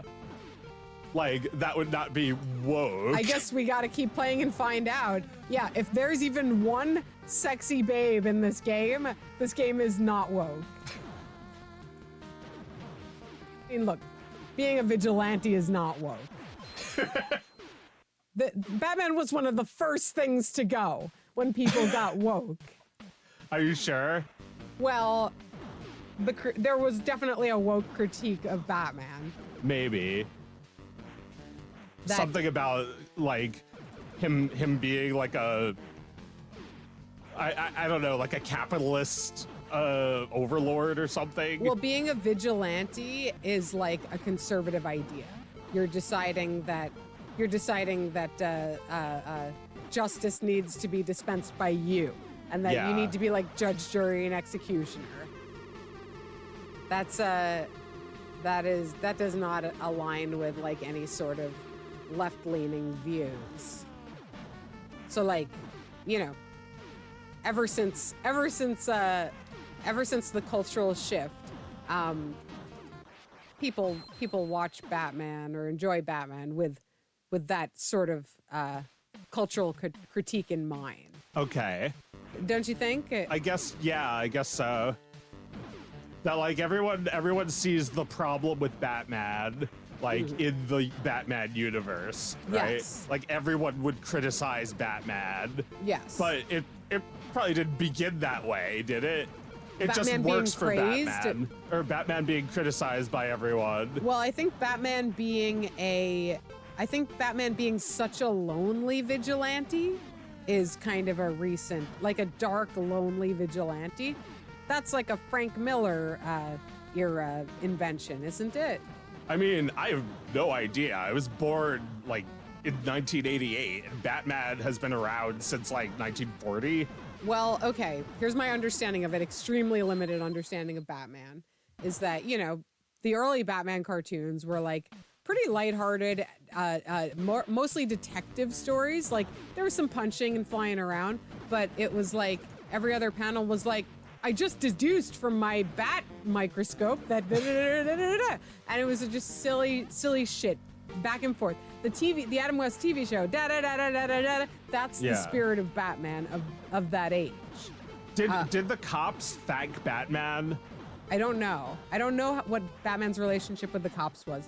But I mean, I'm assuming like Commissioner Gordon was always a character, right? I don't know. I don't know. I don't actually know. That's a good question. And then I'm pretty sure that until Frank Miller's Batman, he wasn't that dark. That was a reinvention of Batman. Okay. I think. And then you know, they're like the Tim Burton movies. So Frank Miller's Batman was, what was it called again? The Dark Knight. Oh, okay. I think I read it.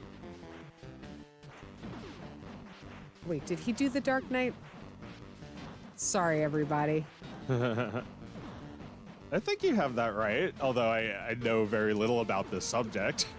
The Dark It's all Knight coming back to me, though. The Dark Knight Returns. Sorry. Uh-huh. Sorry, no, it was not. He did not do the Dark Knight. Sorry. Sorry, everyone. Sorry. I'm sorry. Well, you don't have to apologize. Just change Wikipedia. Just fix it. Meredith's mad. Fix Wikipedia. I feel mad. What's going on? I feel mad and nobody's doing anything. What's going on? It's okay. Just suckle on the milk until it's over. I hook up the hose to my mouth.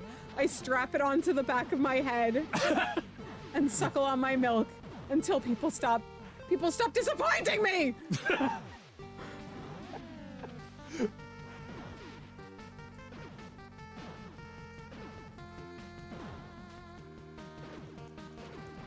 People are mad. They're coming up the stairs.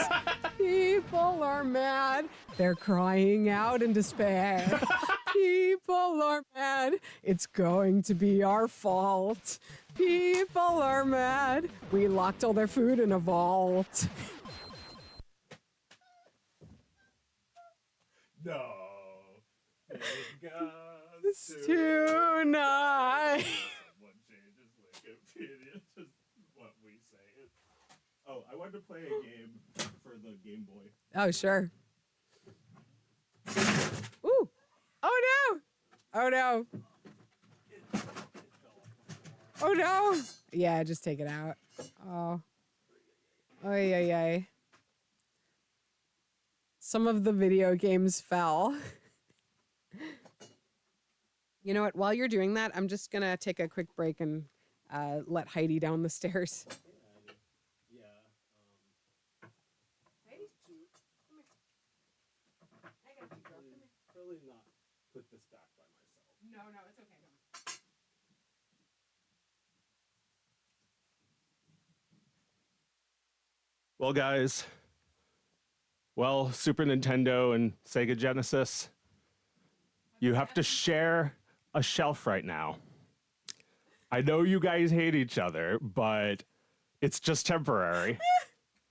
They hate each other. Oh my god, they're so mad. It's like Bugs and Daffy. Yep. It's literally they're so mad gray and over black. there. They're so mad over there. They are furiously calling their agents right now. Well, you know, Genesis is. We all know Super Nintendo is Bugs. Yeah, because look how the Super Nintendo is like still on there, and the Genesis is like falling off. Oh, okay. Take a picture of this for the Discord for later. Yeah. Oh no. Oh no. Well, now they've both fallen. Oh no. It's okay. The shelf just fell. I can get it back up. Okay. All right. Oh, okay. So is this right to the moment news reporting that Henry Kissinger has died? Oh wow. Well, Henry Kissinger died. he died. We were just making fun of people who wanted him to die. Yeah, we were, because it's like the most fucking pathetic thing you could like rally around, right?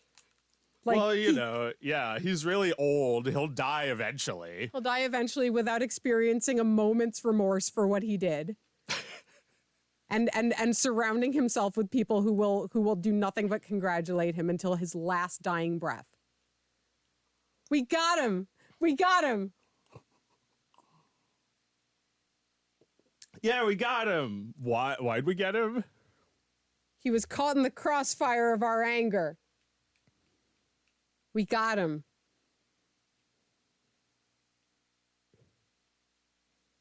The Thingus was the death blow. I don't even feel anything. You think that makes me happy? I don't feel a fucking thing about Henry Kissinger.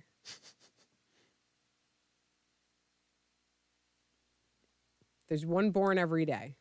This is not the game I wanted to play. There's one Kissinger born every day. And our poisoned fucking world gives them power.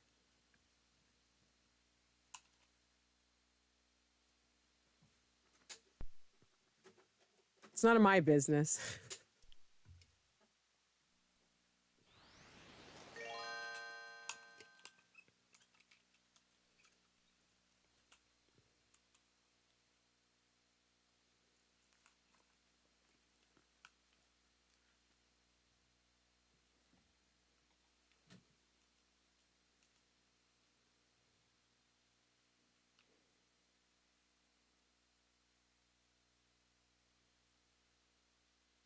What song is burned into your memory? The one that we just didn't play, the Super Mario Land? Yeah, no, I wasn't gonna play that. Dun, dun, dun, dun, dun, dun, dun. Oh, do you want to play that game? What game is that? That's That's Mario Land. Mario Land 2. Oh, really? Yeah. Ah, we haven't played that. Yeah. No, Yeah. we haven't. Although, just for a few minutes, I'd like to play this. Okay, I see it. You have to press A, not start. So this was a game that we borrowed from someone, I think. Okay. Or maybe we didn't. Maybe it was traded. I just know that it had someone else's name written on it. Gotcha. Acclaim from Long Island. But anyway, Cool. yeah, this is a fun puzzle Oh yeah, game. we played this a lot. Yeah. This is a good puzzle game. Yeah, I like this game. They should have made this for Virtual Boy. Maybe they Oh yeah, I it's played too this late game. now. I played this game a lot and then completely forgot about it until this moment. Oh, I think you had it. No, it's like this. Ah, Yeah, I didn't actually know that you played this game too, because yeah. I played this game a lot. quite a bit. Oh, this rules. Cute. Yeah, it is cute. I like this game. Good use of the Game Boy. Just like little simple puzzles Yeah. that are sometimes like really confusing. Yeah. Yeah, I'm trying to remember where I was when I was playing this game. I played this game quite a bit. What a beautiful thing to be reminded of it. That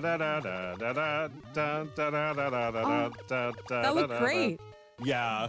Let's just listen to this music for a minute. Yeah.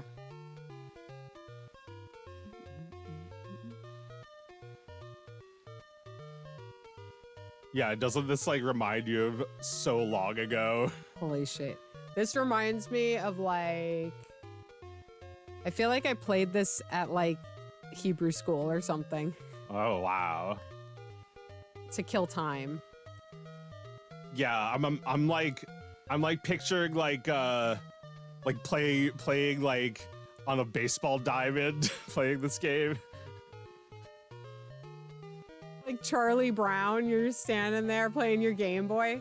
Well, yeah, sure, on the pitcher's mound.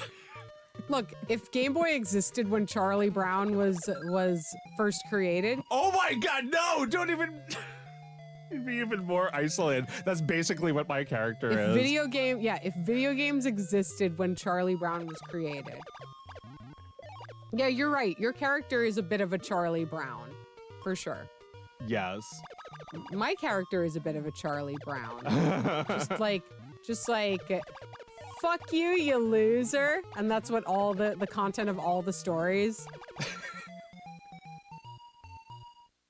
Fucking loser. Get on out there. Make a fucking fool of yourself. I'm writing adventures where you make a fucking idiot of yourself. Ah.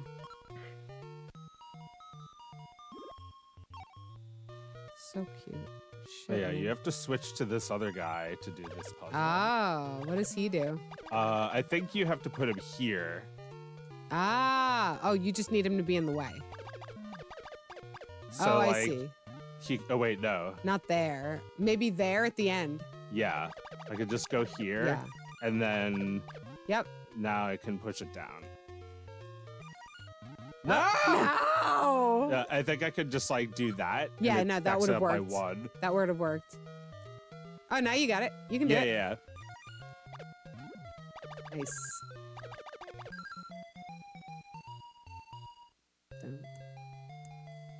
Yeah, I would probably play this instead of playing baseball. I don't know if that's a real memory or just like an amalgamation of them. Yes, But I There's can something like to it. imagine it. there's something to it for sure.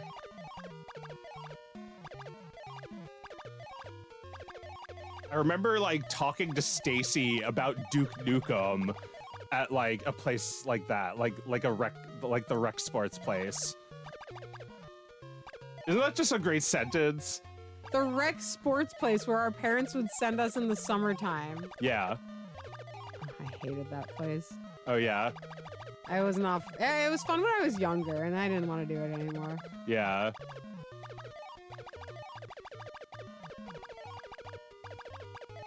I just wanted to be home playing video games, man. That's what I wanted.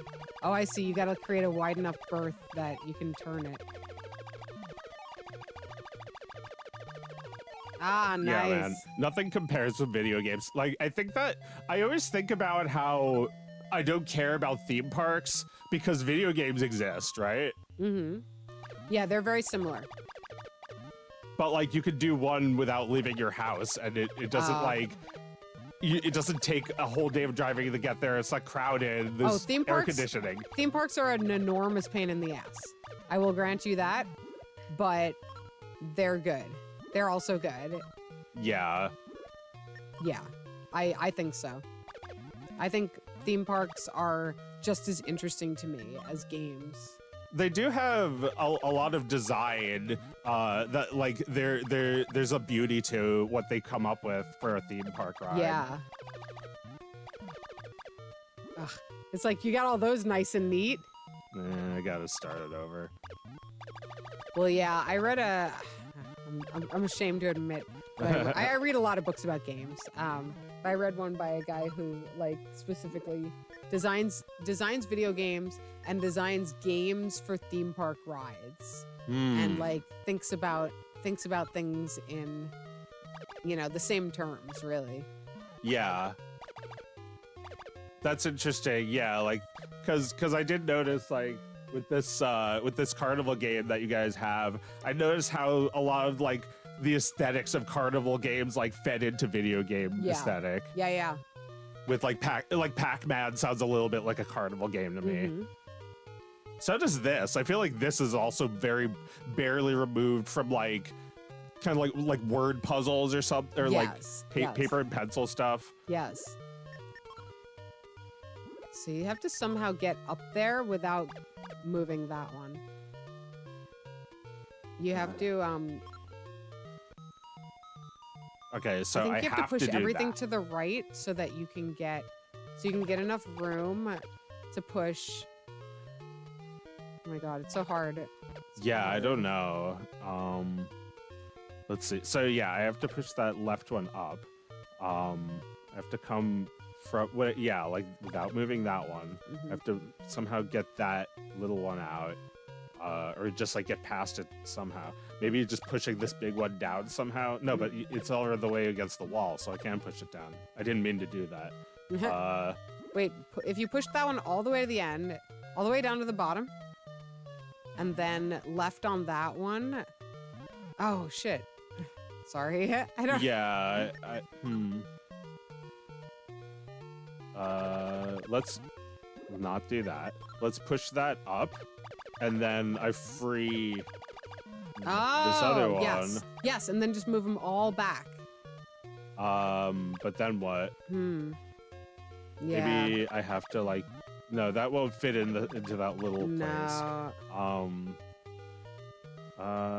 Fuck. Yeah, I think we need to start over again. I feel like that's got to be it, though. But yeah, if you push that up.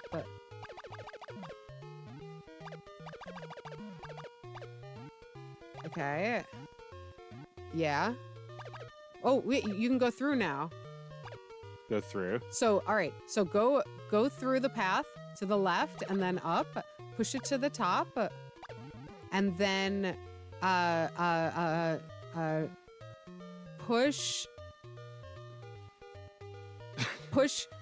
the little one on the right down one. The little one on the right down one. And then you can move that one.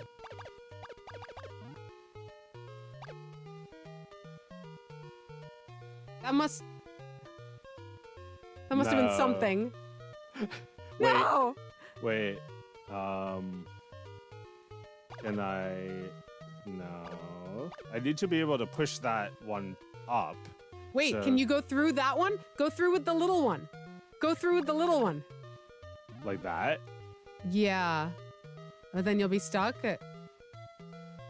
Yeah. And I need to be able to push that one up. I can't push it down. Oh.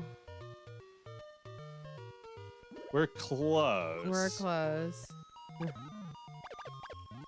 All right, after we do this one, we're gonna be done with this game. Okay.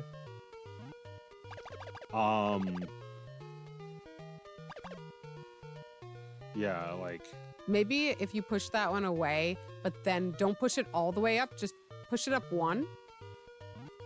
And then do the thing you did before where you move that one, oh, yeah, over. I think this is it.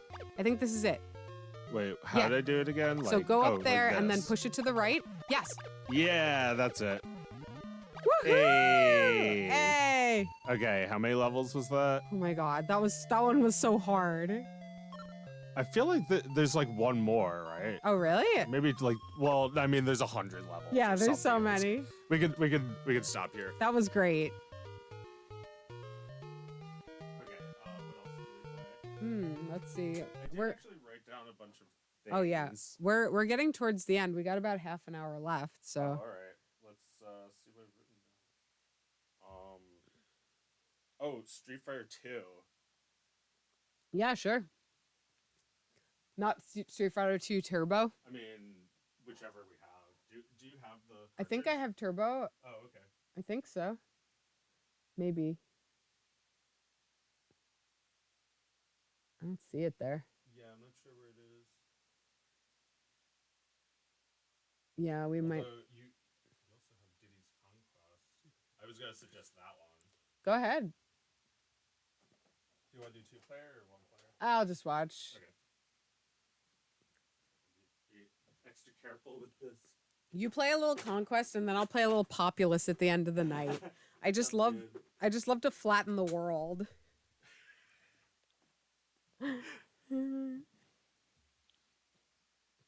Let's see.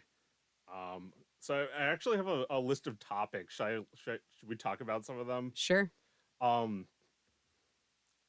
What do you think is inside of a nuclear waste barrel? Green sludge. That's not what's inside. Oh, the game doesn't work. Hang on. I have to switch to it. A Thingus 24-hour stream. Yeah, we'll do one for charity. That's the only way we'll not be handcuffed and carried out of this place, is if we do it for charity. We're just too wild. We're just too twisted, guys. They won't let us on for 24 hours. This is our break. This is our break time from jail every week. We're actually look, the fact is we're royalty, but they're keeping us imprisoned up here. So we actually are trying to find a way to be rescued from here. We're not trying to rescue any of you. We're going through another separate drama here that is completely separate from your plight. Look, we're not just indifferent to your plight. We do actively prevent you from being happy, but we don't have as much power as you think we do. It's not our faults. Help. Help. Maybe we should mount a revolution, but try to become the leaders of them. What do you think? I mean, sounds deliciously evil. Life is really a cruel joke after all, isn't it? It's funny. Why aren't you laughing? I'm talking to a dead guy. Also, this game broke, so I'm gonna get high instead of playing it. The game broke.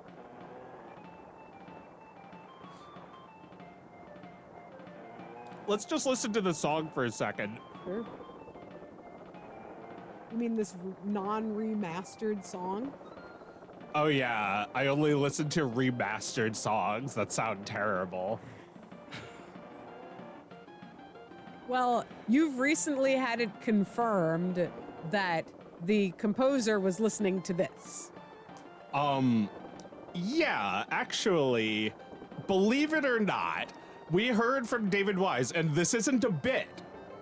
We actually heard from David Wise. I think it's he commonly answers questions from fans and does interviews. Wait, so, one of ours asked him? Yeah, so in the Discord. That's how we got that answer? He said he's emailing him. That rules. Well, thank you. Thank you for asking David Wise. So what exactly did he say? He's so happy. I'm elated about this, and I can't really even explain why, but maybe you understand anyway. Someone was saying, hey, there's this version of Donkey Kong Country music with high quality samples. Don't you think that's what it originally sounded like when David Wise made it in 1994? And I was like, no, it must have sounded like this, like the game. And they confirmed that I was right, that this was what the samples sounded like when he made the music. And I feel that so strongly because when you hear a good sample, when you're a good musician and you hear a good sample, you just hear the song come out of that sample. Mm-hmm. That specific sample. Right. It can't even be different by a little bit. No, then you wouldn't sign off on it. You wouldn't say it's finished. It couldn't exist without the compressed samples. Right. No. That's some AI, we enlarged the Mona Lisa shit right there. We're gonna add more layers. We're gonna make this more hi-fi than it ever actually was. Guys, we can't enlarge the Mona Lisa. We don't want to see more of her pores or whatever. We don't want to see more of the woods and the waterfall behind her. No, I really, really hate those remixes of Donkey Kong Country music that uses the high quality samples. It's great that they were able to find it. It's a great project they were able to work on because they love the game so much. But it doesn't sound better than the original. So did they? And I've earned my right to say it.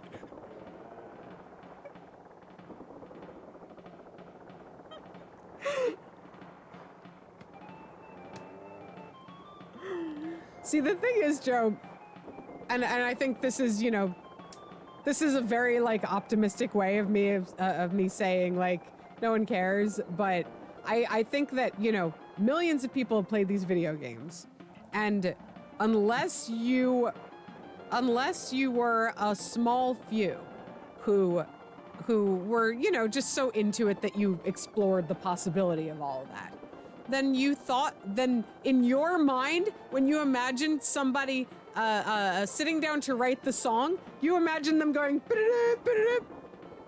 like you're imagining that they're hearing it while they're writing it. They're playing it on a keyboard or something, right? Yeah. That's like, yeah, I mean, look, most people who are playing a video game are never even thinking about that a person wrote any of this. They're just playing it.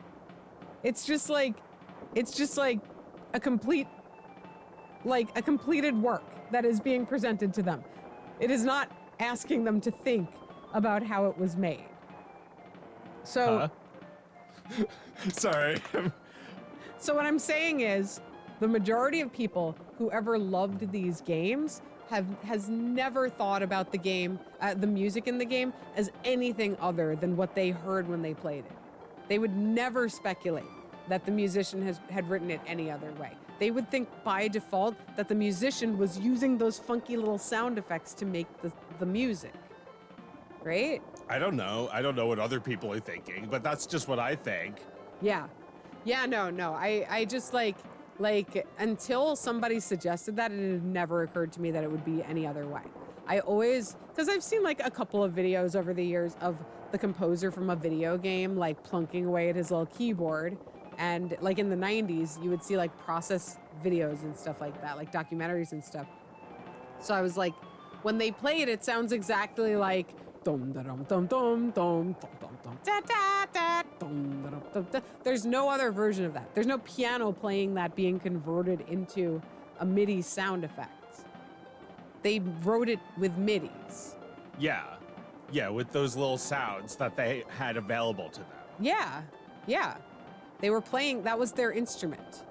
And like, I think what it is, to be generous to the people who want to believe in that sort of thing, they take video game composition very seriously in order to even consider the musical notes that are the basis of the entire thing.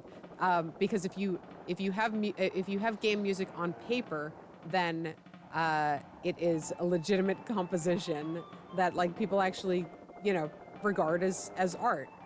I don't think anybody took that shit seriously a few decades ago, and now there's entire orchestral performances of video game soundtracks. It's actually the punchline in a movie that recently was up for a lot of Oscars. That a composer who ended up being an asshole and alienating a lot of people in their life went on to be the conductor, like a famous conductor. She went on then to be the conductor of video game concerts. Like her career was over, and then she conducted game concerts. And there were people in the audience wearing like anime outfits. Yeah.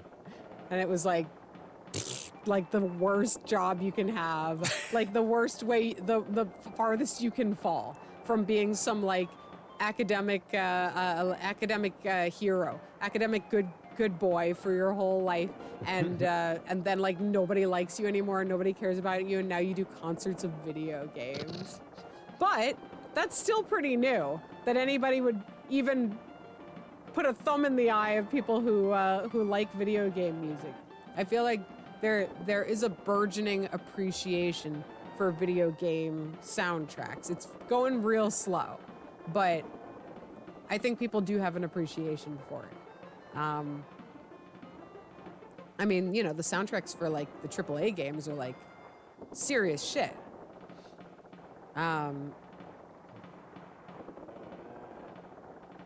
Has a famous composer done the music for a game? Oh, you mean like someone who did something else before? Yeah. Famous composer. I don't know. Michael Jackson. He composed the music for a video game? That's what I've heard. His game, like the Michael Jackson game? Well, yeah, that. But like, I've heard he composed the music for Sonic 3. What? And like, used a pseudonym. Really? That's what I've heard. How powerful is that rumor?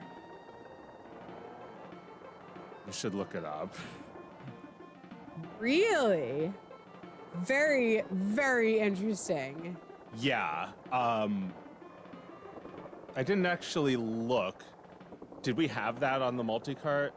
I don't know. It's on NES or Super Nintendo? Oh, Sega. Sega, right, it was Sonic 3. Sorry, I was thinking about the Michael Jackson. Genesis, you Nimrod! Me! Pick me! I still work! I'm just falling off! See? He's not even working! He's not even showing video! Bugs just has like 10 million subscribers and he posts a video once a year. Babe, wake up. Bugs just dropped a video. When Daffy posts a video, he gets 59,000 views. He's not grateful for any of them. Not a single one.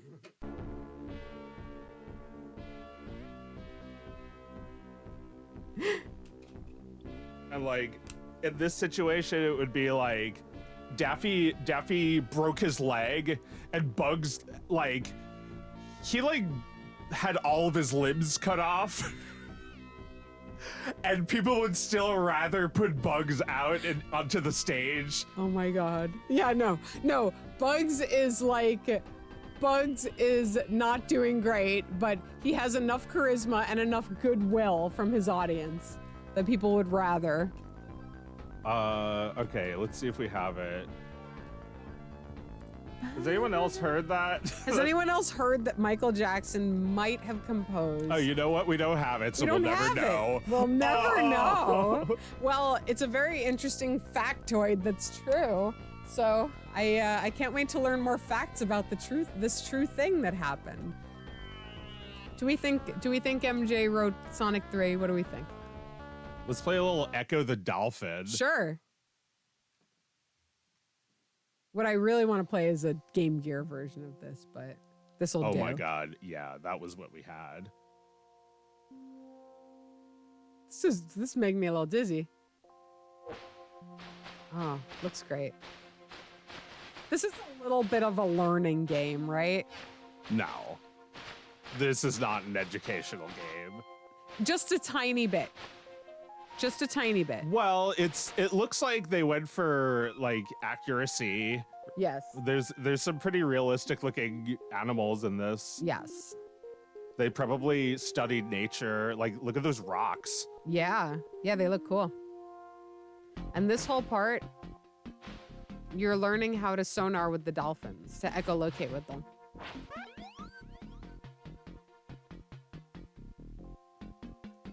Yeah, good question. Mm-hmm. Do you think that humans are going to have to do that to survive? Echolocate?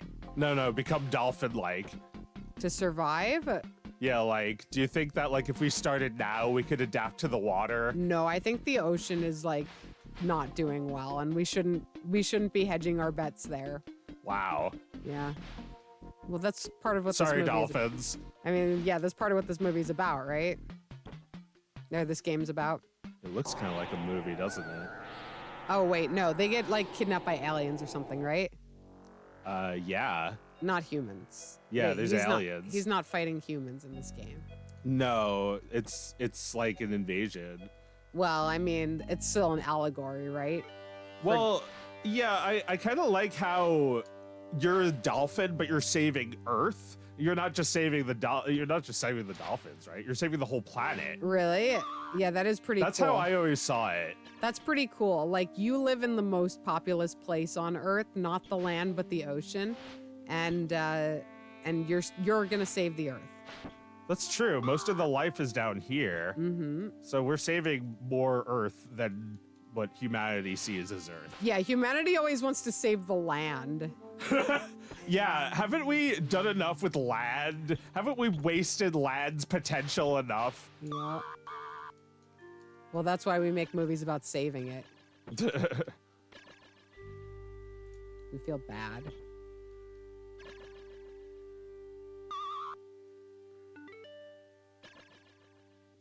Yeah, I don't think this game feels bad. I don't think it's ecological. It just feels like it because his name is Echo. And there's a realistic picture of him when you first like start the game. Yeah, it looks like a defend the dolphins kind of thing. Yes, it looks like a CD-ROM thing where you're learning about marine life. Yeah, I didn't learn shit. Is this supposed to be a map? Yeah. Yep, I see. So is Echo the Dolphin the origin of this aesthetic? This aesthetic? Yeah. Oh, you mean like this? Like vapor wave, right? I guess so. It's like, I feel like, yeah, like anything from the 90s that had dolphins, like Lisa Frank and this game. Yeah. Well, there was like an album called Echo Jams, which paid homage to this game. Okay. And there was a song that referenced Lisa Frank, and I think, you know, that's kind of why I wanted to make a thing about dolphins, like a blue and pink dolphin, just like remembering something, just having a feeling. I don't know.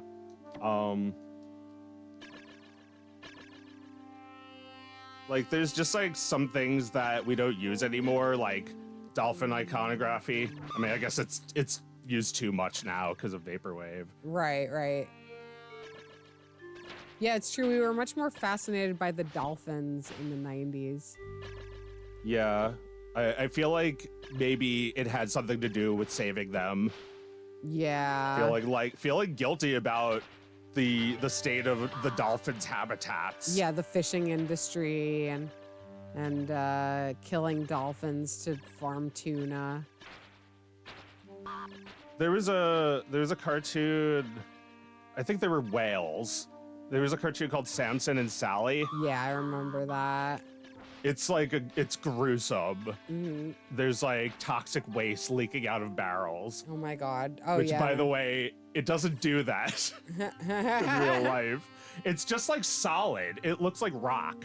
Really? Yeah, I looked It's at like a picture coals? of it. Like coals in a fire? No, it looks like just like pieces of rock and stuff like stuffed together, like folded up and stuffed into a barrel. Toxic waste is not oozing and green. Like nuclear waste. Nuclear waste. Oh, what about toxic waste? I don't know what toxic waste is, but nuclear waste is just like spent nuclear fuel. Right. That needs to be disposed of very carefully, right? Yeah, it needs to be buried. Yeah. I don't know that much more. I'm not sure how long it has to last before it's safe. Yeah, I really don't know a lot about it. I know that there are people who say that like nuclear energy is our best bet towards renewable energy, and that it's not that bad to dispose of all of the waste of it and make sure that it doesn't like I don't know, get all fucked up if, for instance, we're not there to maintain it for even 1 second. Yeah, I heard that too. I like the way Snorum thinks. I mean, there is something to think about there. If we didn't rely on fossil fuels, that'd be cool. I mean, I don't want to live near a nuclear plant, do you? No, definitely not. Yeah, that's the problem. Nobody's gonna actually want that bad enough, right? They're gonna be too afraid. We still have fucking meltdowns, like as recently as a decade ago. Yeah. I don't know if there's been one since. Fukushima? Yeah. I don't know. I was just watching a video about Chernobyl. Ugh. Oh my god. Yeah, no, I watched the HBO special on it and it pulled no punches. It was really gruesome. I feel like I met some people from Chernobyl on a megabus once. What? Really? Wow. Oh man, I wish I could remember more than that. Like they lived there when they were young? They were from there. Yeah. Like they were visiting America. Like they live there now. Well, did they live there now or were they moving to America? I can't remember. I think maybe you can live in some of Chernobyl. Yeah. I don't know. I mean, I don't look, know if... they didn't immediately die upon talking to you, so I guess they're okay. Yeah. Well, what does happen to you? You get cancer and you die. Yeah. Pretty sure. If you're exposed to the nuclear fallout.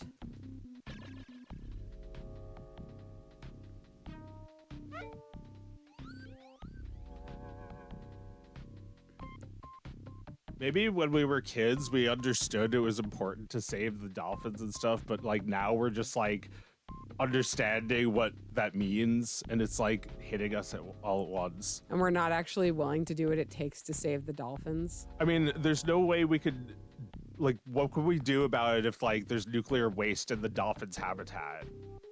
No. I don't know. I think I think we're a little less optimistic these days about such things. Man, the Mad Max world must suck even more for dolphins. Oh yeah. I mean, I don't even want to think about what their lives are like. Well, there's probably a badass dolphin out there, right? Yes. I'm sure the dolphins are leveling up.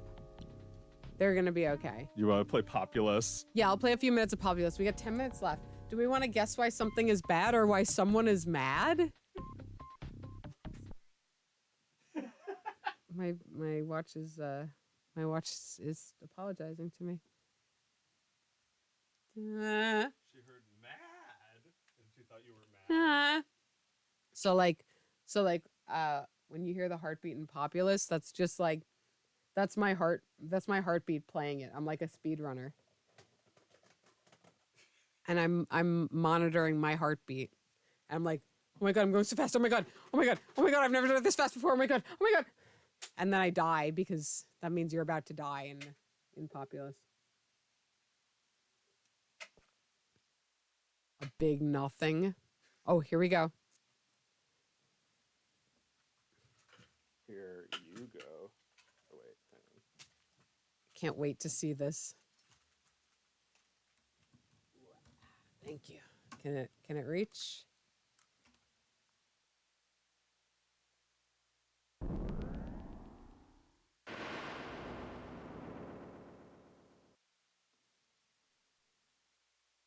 Why is Mad Max mad? Why is Henry Kissinger bad?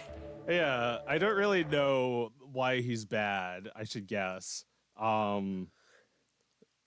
He's bad because he did something.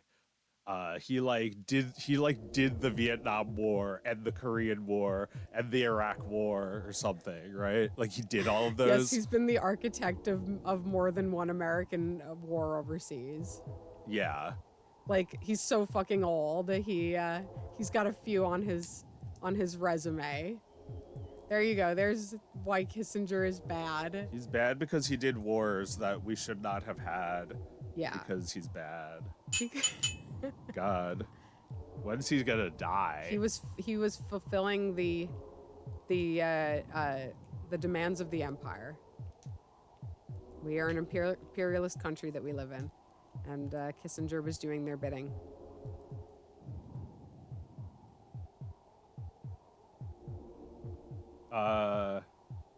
Good guessing. I think that's just about it, right? Yeah, Tell me let's if move I'm, on. Yeah.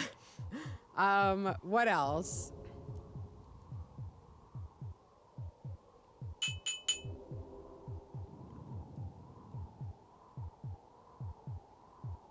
Guessing why it's bad.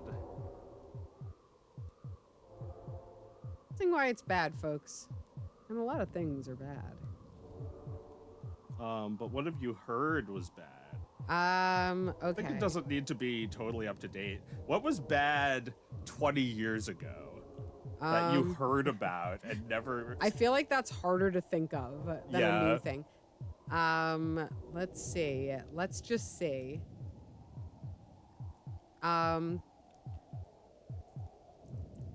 There were... Well, I know why this is bad. That's not fun. That's not fun. I'm just gonna talk about how there's just like a shitload of layoffs in video games in the industry right now. Today, I think the Embracer Group dropped a video game wing. Oh no, wait, maybe this was a Unity thing. Embracer did something else. Unity dropped Wega, like Peter Jackson's his studio. They had a video game like offshoot that Unity was funding, and they're gonna close that. I'm really getting the details wrong, but there's that, and yeah, just like massive layoffs in video games and journalistic outlets for video games. And, you know, now that people are doing their year-end roundups, they're talking about how gamers kept singing the praises of this year in terms of the quality of games that had come out this year. But that was like constantly in contrast to the low quality of the job of making them all year long. Thousands and thousands of people in the game industry out of their jobs this year. So do we think that's bad? Who knows? Maybe it's not bad. Maybe those people will make their own games. Well, some of them will, but not all of them. Wow. Some of them have very specific skill sets and work best in teams and with funding. And they will not be able to justify like going indie at like age 45 for the first time, you know? A lot of them are going to leave games permanently. And, you know, it's maybe they'll find something that's better, that treats them better than games, but probably not. What's a good paying, strong labor, you know, strong labor union industry that they can move to? I guess movies. You can go to Hollywood. Maybe. Right? Because there's a lot of people making movies and games already. Yeah. It's true. And Hollywood kind of relies on on effects departments to assemble their movies, right? Yeah, but Hollywood doesn't make movies that look like cartoons. They make movies with real people in them. Right. But if you know how to make video games, then you can make things with real people. Just, you know, whoever designs the model makes them that way. It's still not there yet, though. Like, it doesn't look like a real person, a video game. No, it's true. Right. You're right. You got your aim in Hollywood is to make it look like a real person. Like you're supposed to be tricked into thinking it's a real person. And there's no way you can have a real person in a game, right? No. And it's not really the goal. Like, you would have to, like, yeah, I don't know what you would have to do. I mean, I'm sure there will come a day in the not so distant future where the movement and frame rate of a person in a game looks so similar to a real person. Yeah. That you think you're watching a movie. Yeah. They, you know, they talked about this in the movie Simone. The Simone had the crystal ball on this one. Al Pacino in Simone. A late era Al Pacino from the era in which I was seeing shitty indie films. Shitty major studio indie films like Nicole Kidman in Dogville. You ever see Dogville? No, you described the entire plot to me, though. I have. Okay. Do you want to describe what Dogville is about?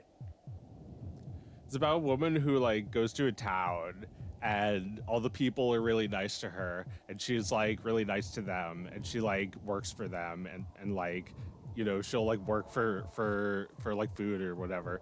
And then like they all like start to depend on her and then they all like start to abuse and rape her. And then like that's the end of the movie. No. That's not it. No, the end of the movie. Cover your little ears if you intend to see this movie Dogville. The end of the movie is that you finally find out where she came from because her father, the mob boss, shows up in their town and talks to her. And she gets in the car with him. And I believe, you know, they have this long discussion about how like morally she opposes everything he does. And then like the conversation goes on for a long time. It's like a philosophical conversation where the father makes his case about his morality. And then he gives her the opportunity, if she wants, to just shoot the whole fucking town apart. And she says, yeah, fucking kill them. And he does. And everyone in Dogville gets shot with fucking automatic rifles.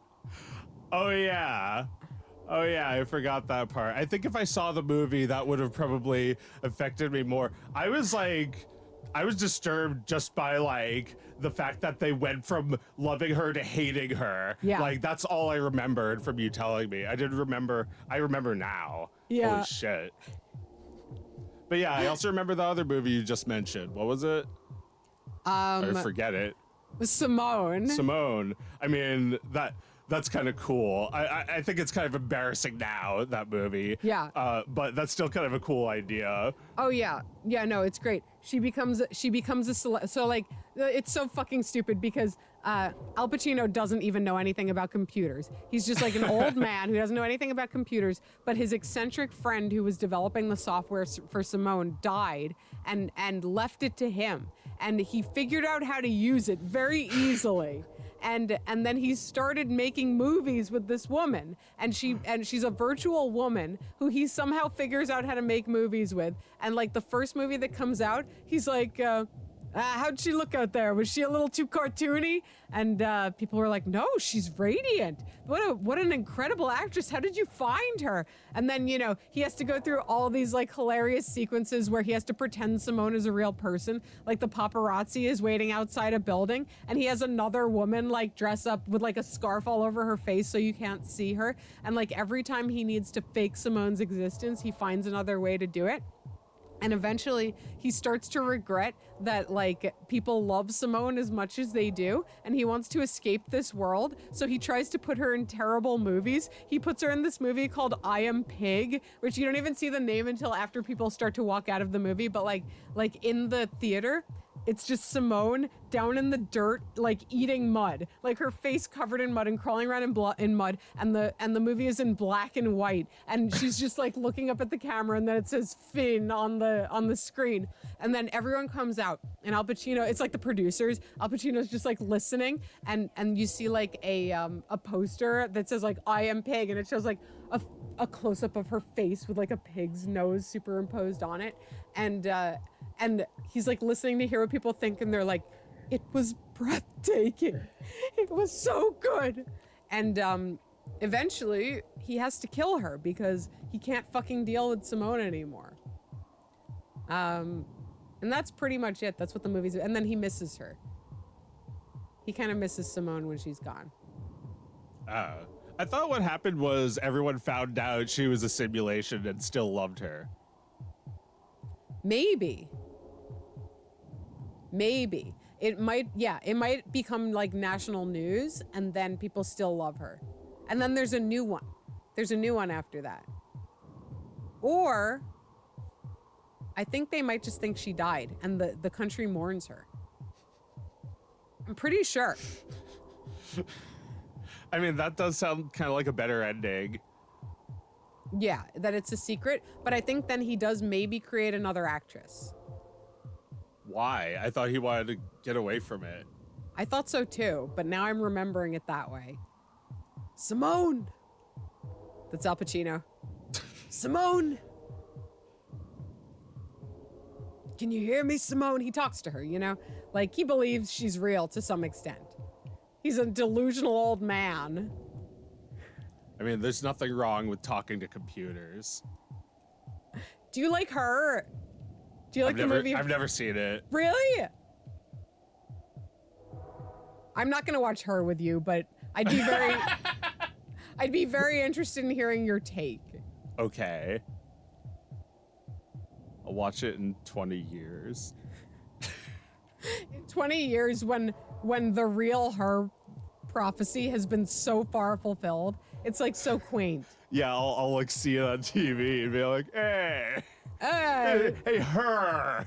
That's her. Her? Her. Her? Her. Her? Oh yeah, her. But at that point, we are already treating computers like people we know, so it's not strange at all. In fact, the movie's a little racist. It treats computers a little more badly than they get treated now. I think, wouldn't computers want to watch those, though?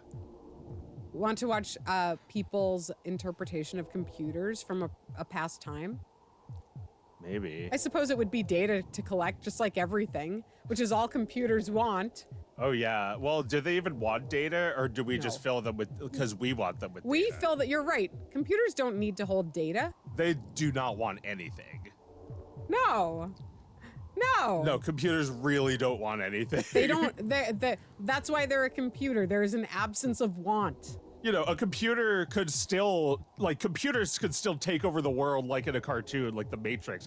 But, like, that's not what a computer wanted. Well, that no. was, someone programmed it to do that. A computer takes over the way the broomsticks from the Sorcerer's Apprentice take over, right? They just pick up the water in buckets and pour it into the well. Yeah, they continue their cycle without they're just continuously going, and they're like, maybe if it's magic like in Mickey Mouse, it's like powerful, like it never runs out of power. It never runs out of power, exactly. Nothing can shut it down anymore because it's a self-renewing power. And I mean, I'm sure I don't know when the Sorcerer's Apprentice was written, but there must have been a fear of industrialization fueling that, right? That the machines were going to be operating on their own. Oh, I don't know, maybe like there's the like the idea that Mickey can save time by automating his work. It's like, I'm sure Walt Disney thought about that all the time when making Fantasia, thinking like, how can we make this easier and cheaper? And it wasn't like for decades that they learned they could like Xerox the frames and stuff. Yeah. He didn't know how to do it. He had to make it that good, but he didn't know how to make it easier or cheaper. He didn't want to make it that good. Well, Fantasia, he probably made good on purpose. It's like really good. Oh yeah, and he put his name on it. Like he wants to take credit for that shit. He introduces it. It's awesome to behold. Fantasia. So is Walt Disney a Thingus hero tonight? Thingus hero. We gotta wrap this up in a minute. Yeah, I mean, he like created land just like you in this game. He made Disney. He made Epcot. I mean, he took swamps and flattened them out and made this. I mean, he's an interesting person. I guess he's a Thingus hero. He made a lot of things that we like. I mean, he didn't make them with his hands. No, but he like orchestrated. made them in a sense. He like imagined them, I guess. He orchestrated their building, and he got together the greatest artists of the generation to make them. Of more than one generation. Yeah. Not anymore, but. Well, because they tried too hard to save money with CG, and everything is extremely bland. Yeah. Wish, total flop. Wish it wasn't. Wish it was something else. Wish Walt was back. Great guy, great golfer. Yeah, great golfer. Do we think Disney was a Nazi sympathizer? I mean, I think he was a heartless businessman. I don't know if he was a Nazi sympathizer. Yeah, he was a sympathizer in a sense. He made a movie called Education for Death. Right, we've talked about this before. He sympathized with the Germans, not necessarily with the Nazis. Yeah, I mean, I think he may like have thought like we could work with that country at some point. Right. And that like they could be an ally instead of an enemy. Right. So maybe don't offend them because they could be a valuable demographic at some point. Also, he might have been thinking like when we kick these guys' butts, we should try and get their bestest and brightest. You know, like we should we should bring show them a little over. sympathy so that we could get them to work at our theme parks. Oh my God! Is that true though? Or are there a lot of Germans who worked on Disney's theme parks? Sound off in the chat. I don't know. I didn't say that. I was just making a joke. Oh, it was just a thing that maybe they thought they could have done. Yeah, like Hedging their bets. I'm just joking about that. I didn't mean that. I mean, there's a partial truth to like Nazis coming to America and having careers. It's possible. Yeah, they could have hired some immigrants from Germany to work at a theme park in this country. Like, I feel like that's possible because, you know, what were they gonna do after you know, they had to work on something industrial after they couldn't work for the Nazi regime anymore. There are countless scientists that they brought over, like hundreds of scientists, right? The best and brightest, the ones who are like experimenting in like cruel and inhuman ways on human beings. Mean, those guys went to fucking South America. Disney might have wanted to meet them though. Right, we didn't get them, but we definitely gave Leni Riefenstahl an exhibition at some point. Oh, we did? Calling her a feminist filmmaker. Absolutely. Absolutely. Anyway, good night, everybody. Do it real quick. Thingus, heroes, and villains. Leni Riefenstahl. Leni Riefenstahl? Villain. Oh, yes. Oh, my God.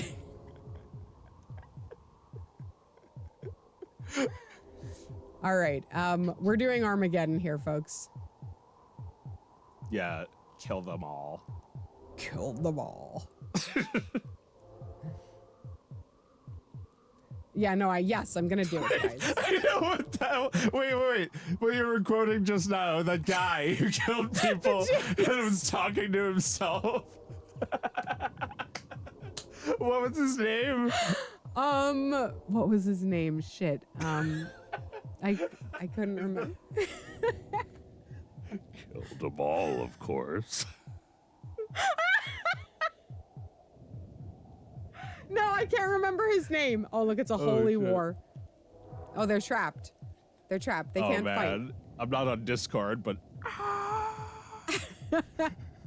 Oh my God, they're coming. They're coming. Oh, you guys want a little mana? I am all out of mana, guys. Oh, they're building it themselves. Oh, they're gonna kick their fucking asses. You guys are gonna die. Oh my God. All right, Thingus villain. Well, this is a tough one. You know, we talked a little bit about Walt Disney, but we also talked a little bit about Mike Eisner. Is that, you know, he basically said, we just care about money and we make good art by accident. I lost!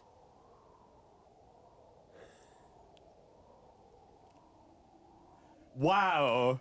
You sure were confident. Oh my God, I got cocky. I didn't know it was gonna get rocky. Well, that's populous. That's populous for you.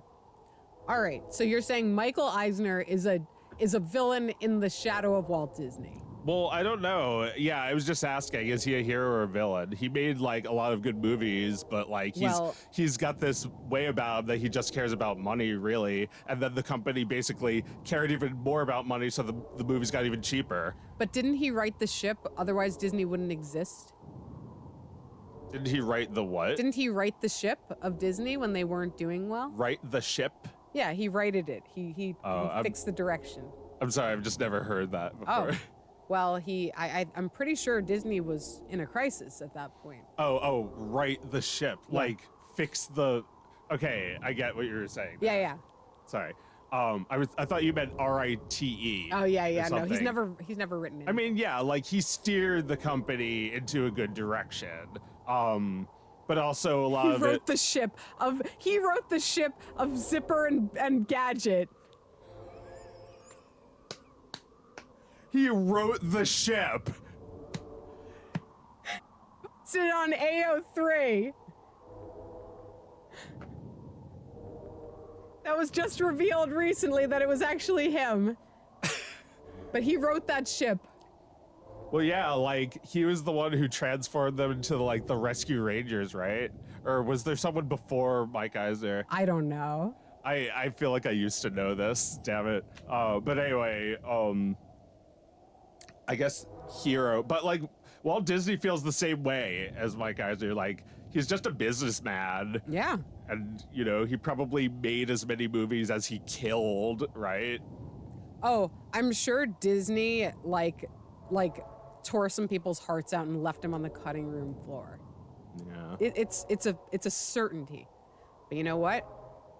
Animators can't make a movie by themselves. No, that doesn't make him a villain at all. That just makes him tough. He made sure they got made. Animators can't make a movie by themselves. Prove me wrong. When have they done it? The Jungle Book. He was like not that involved with that. He wasn't right? involved with that at all. Well, no, that's not true. He actually kicked a guy off of that. Never mind. Forget I said anything. There's no way. I just know that he wasn't really alive. He wasn't. Oh. When it came out.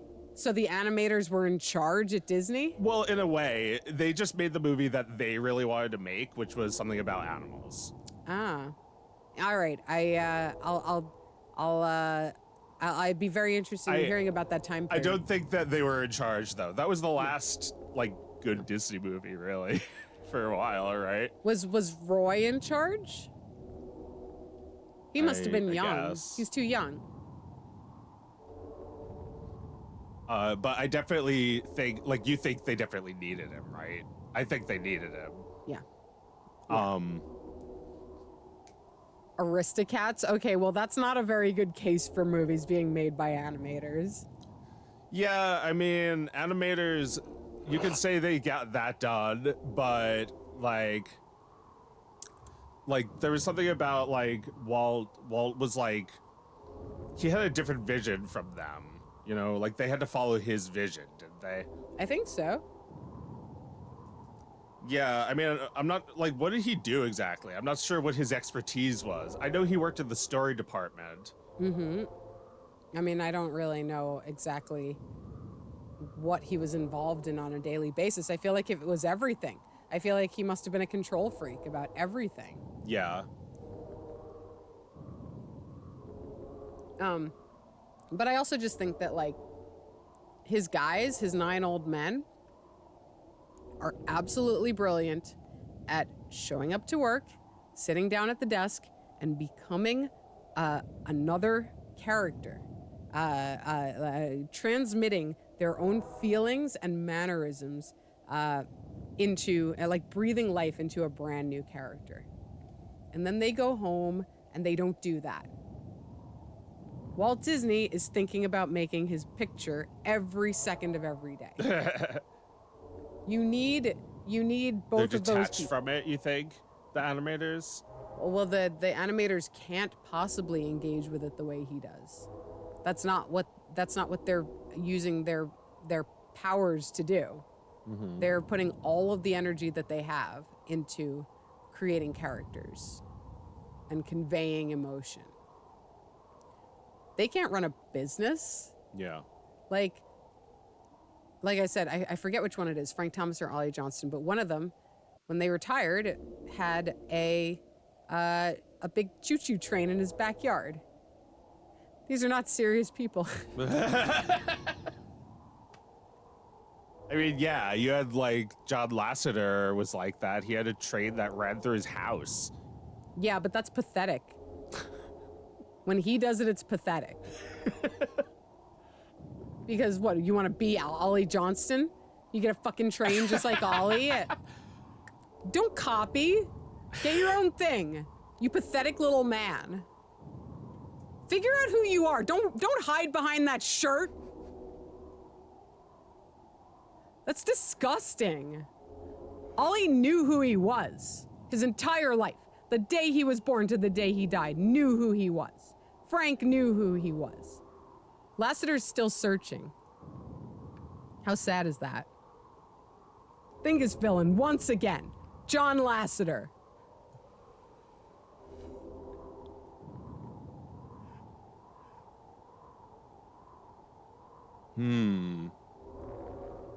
Yeah, like, John Lasseter was kind of like there at the time, but like, I don't know if he was absolutely necessary to like computer graphics becoming this big.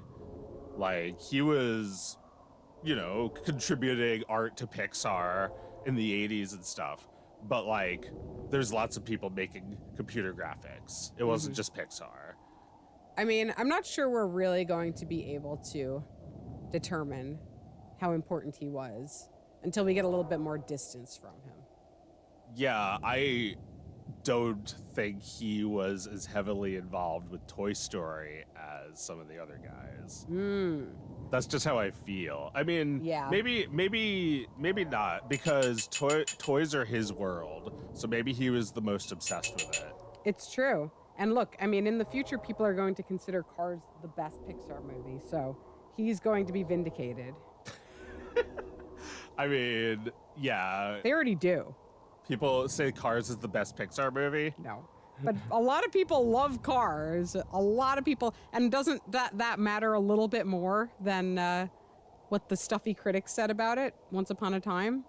I mean, I see what's good about Cars, but not really the movie. I feel like it's the idea of living in a world of cars is more cool than actually, like, I feel like just like imagining it is what John Lasseter does. And Well, like, Yeah, what he liked is when the road in that little town gets repaved and it's all brand new and the cars are just driving on that clean road, yeah. right? Like, it's just idyllic. A little town with clean blacktop that the cars just roll along without like any rubble at all. Yeah. Yeah, that must have been a good feeling for him as the director of that movie, right? Yes, it pleasured him enormously. You know, we all put our aesthetic pleasures in our films. That was John Lasseter stretching his legs, feeling good, sliding that hand down his shorts. Good night, everyone. Bye. Thanks for stopping by. Hello, my future girlfriend.